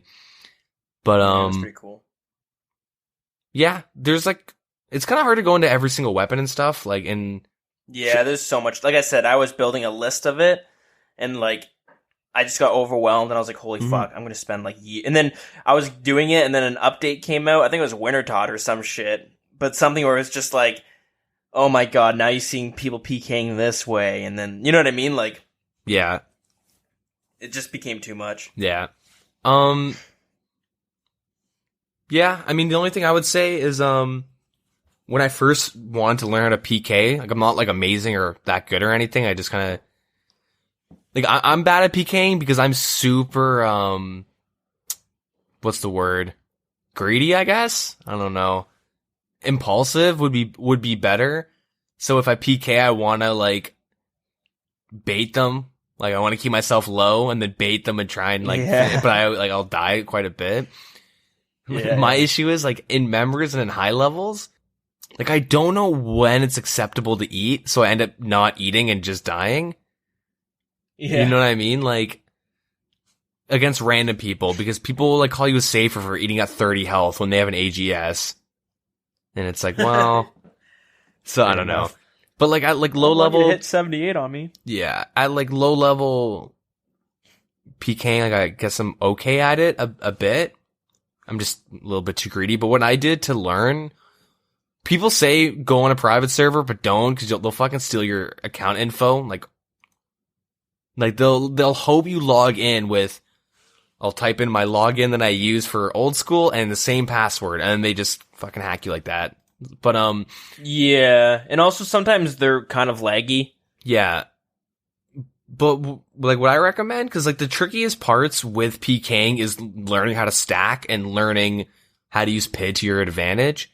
And PID is pretty much, we've talked about it before, but just in case you haven't heard us or remember it, it's called like player identification, I believe. And it's a system that uses like, if you're fighting someone and you guys both were to hit like a finishing blow at the same time, instead of getting a double KO, who should actually get it? Instead of it being based on ping, it's kind of a random number that's assigned. And so PID will pretty much be like, if we attack at the same time, I'll hit first. And you'll notice that with like, if I shoot a magic short bow arrow, like the number will appear just before or just as the arrow hits you. And then if you don't have PID, like your arrow will hit them and then a number will show up. So it's kind of easy to know who has PID, but this is, like a lot of that stuff's kind of important if you're just learning to PK. And what I did was I made a free-to-play account, just like a throwaway account where I went to Imcatcher and like the Witch's Potion, and then I splashed to 25 magic just so I wouldn't get any health hit points up. And then I went and I got my range to 40, I believe. Whatever it is for the Maple Shortbow. I believe it's 40. and then I went and did Vampire Slayer for 20 attack, and then I went and grinded out 40 strength, or maybe I did 20 strength as well. Fuck, I should know this. I did 25 strength. I did 25 strength, but you can kind of get whatever. But, and I did that because you can find people, like, you'll be like a low level. You'll be like level 27. And, 40 range, like 20 attack, 25 strength. I put in 30, like, I think I had 30 hit points or around 30 hit points. But yeah, you'll be like low 20s or high 20s, low 30s. But from there, you can learn how to stack your magic short or your short bow hits into your two-hander. So you'd use a mithril two-hander. Yeah. And at that, you can combo people out for like 12, I think. 12 or 13. So you can technically KO people that are using lobsters and stuff like that. And when I made this account, I wasn't sure if I was actually going to find people, but I ended up finding some people too. And I PK'd like all the way up to 60 range and stuff like that. Like eventually you will have to balance out your stats because your range will get like way too high. But eventually what I did was I made my, let's say my range level, like eventually my range level hit 60. So I went and got 60 strength and then 40 attack. But like the formula I used was I would have, so like I'd have 20 attack and then eventually get 40 strength. And then I would go 30 attack and then 50 strength, then 40 attack and then 60 strength. And I did that because the other people you fight, like you would be using a mithril two-hander where a lot of people would be using Addy, an Addy versus a rune. So one, you're risking less, but which is nothing, right? You're risking like 10k per fight. Your food's the most valuable thing, but yeah, exactly. But you also hit the same. So if you have 30 attack and 30 strength, you're gonna hit the same thing as if you have 20 attack and 40 strength, but you'll be the same combat level too. Right. You know. So yeah, that's important. Yeah. I mean, you're less accurate. That's the biggest thing. But all that really does is give you more chance to practice stacking properly. Yeah. Stacking with PID and without PID is like very, I don't know. Like PID's very important when it comes to stacking.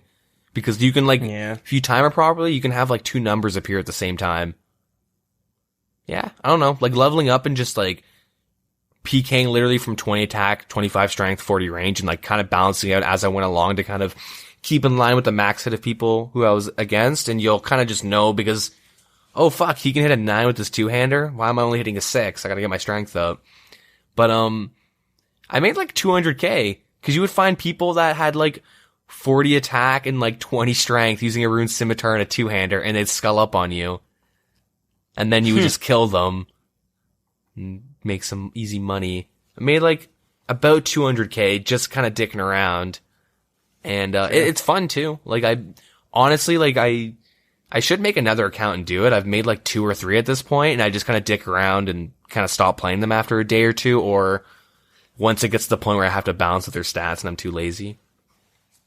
Yeah. But yeah, that seems like a good account to learn on. Plus, like you said, it's cheap, so that's the most important thing. 'Cause you don't want to learn at like what I did. I was like going hard on my quote Piety Pure account, and every kill I was losing like 200 to 300k. Yeah, I mean, when I PK'd on my main, I would be risking like 500k, and it's super annoying dying because you're like, gee, like the worst is like, oh, I only had 1 pair of dragon boots and I only had one. I gotta go buy these now.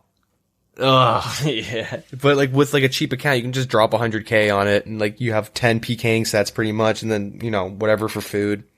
But yeah, I think that's it's like a gist, I guess, a quick sum up of all the accounts we can think of.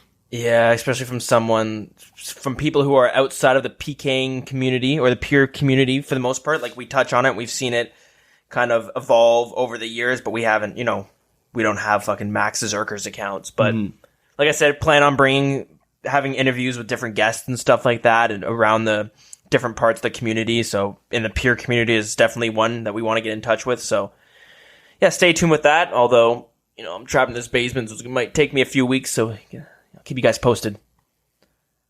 I think that's it. Yeah, I think that's all. All right, guys. Yeah, that should be it for this episode. And one thing I want to hear as well is, what do you guys think about these longer episodes? Because originally we were trying to keep them under 2 hours, and just the way the news kind of happens, sometimes the episode, like I had an episode that came out that was about 50 minutes, and I know some people were a little disappointed with the length of that one. So, but these are a little bit longer. These are 2 hours plus, sometimes even close to 3 hours or more than 3 hours. So let us know if it's a little long for you guys. Definitely want to hear feedback on the length of these episodes. It's kind of a tricky one, right? Yeah. Yeah, I think with that being said, I think we'll cut it off here for this week. Well, thanks for listening, and I should mention, if you're still listening for some reason, you're dumb. No. We do have a YouTube channel, and I mean, we just kind of upload the podcast episodes, but I think you have an episode, like a video. It's a little jokey video, but it's like your process of questing up your pure. Yeah, that's true. Yeah, I called it King of the Wild. Again, I got a little ambitious, and I think I had a week off where I worked on that, but my only issue is it's like a year old, and I still have recordings of what I wanted to do with that, and I was thinking of still throwing that together. Yeah, but I mean, you do get to see like the process of making the account, and I mean, I've PK'd on that account, and I've had a lot of compliments of sick account, bro. And a lot of people do like a low-level barrel chest anchor. Yeah, that video itself is more of me working my way towards getting the quests done. Yeah. And I think, so, maybe I should, when I have free time, maybe when I move into the new place, I'll continue working on that. The only problem is, like, I feel stupid releasing a second episode that was recorded a year ago. Fuck it. Who cares? Yeah. Right. The only people that care are the ones that watched it and then are waiting a year. You know what I mean? Let's see where this account is now. Oh. You did 2 more quests in the course of a year. Yeah. Cool. Thanks for reminding me. I forgot about that one. Yeah. But yeah. Anything else before we get out of here? I can always try and think of something last minute, but no, I think that's it. Thanks again for listening, guys. Until next week. Yeah, have a good one. Later, Gators.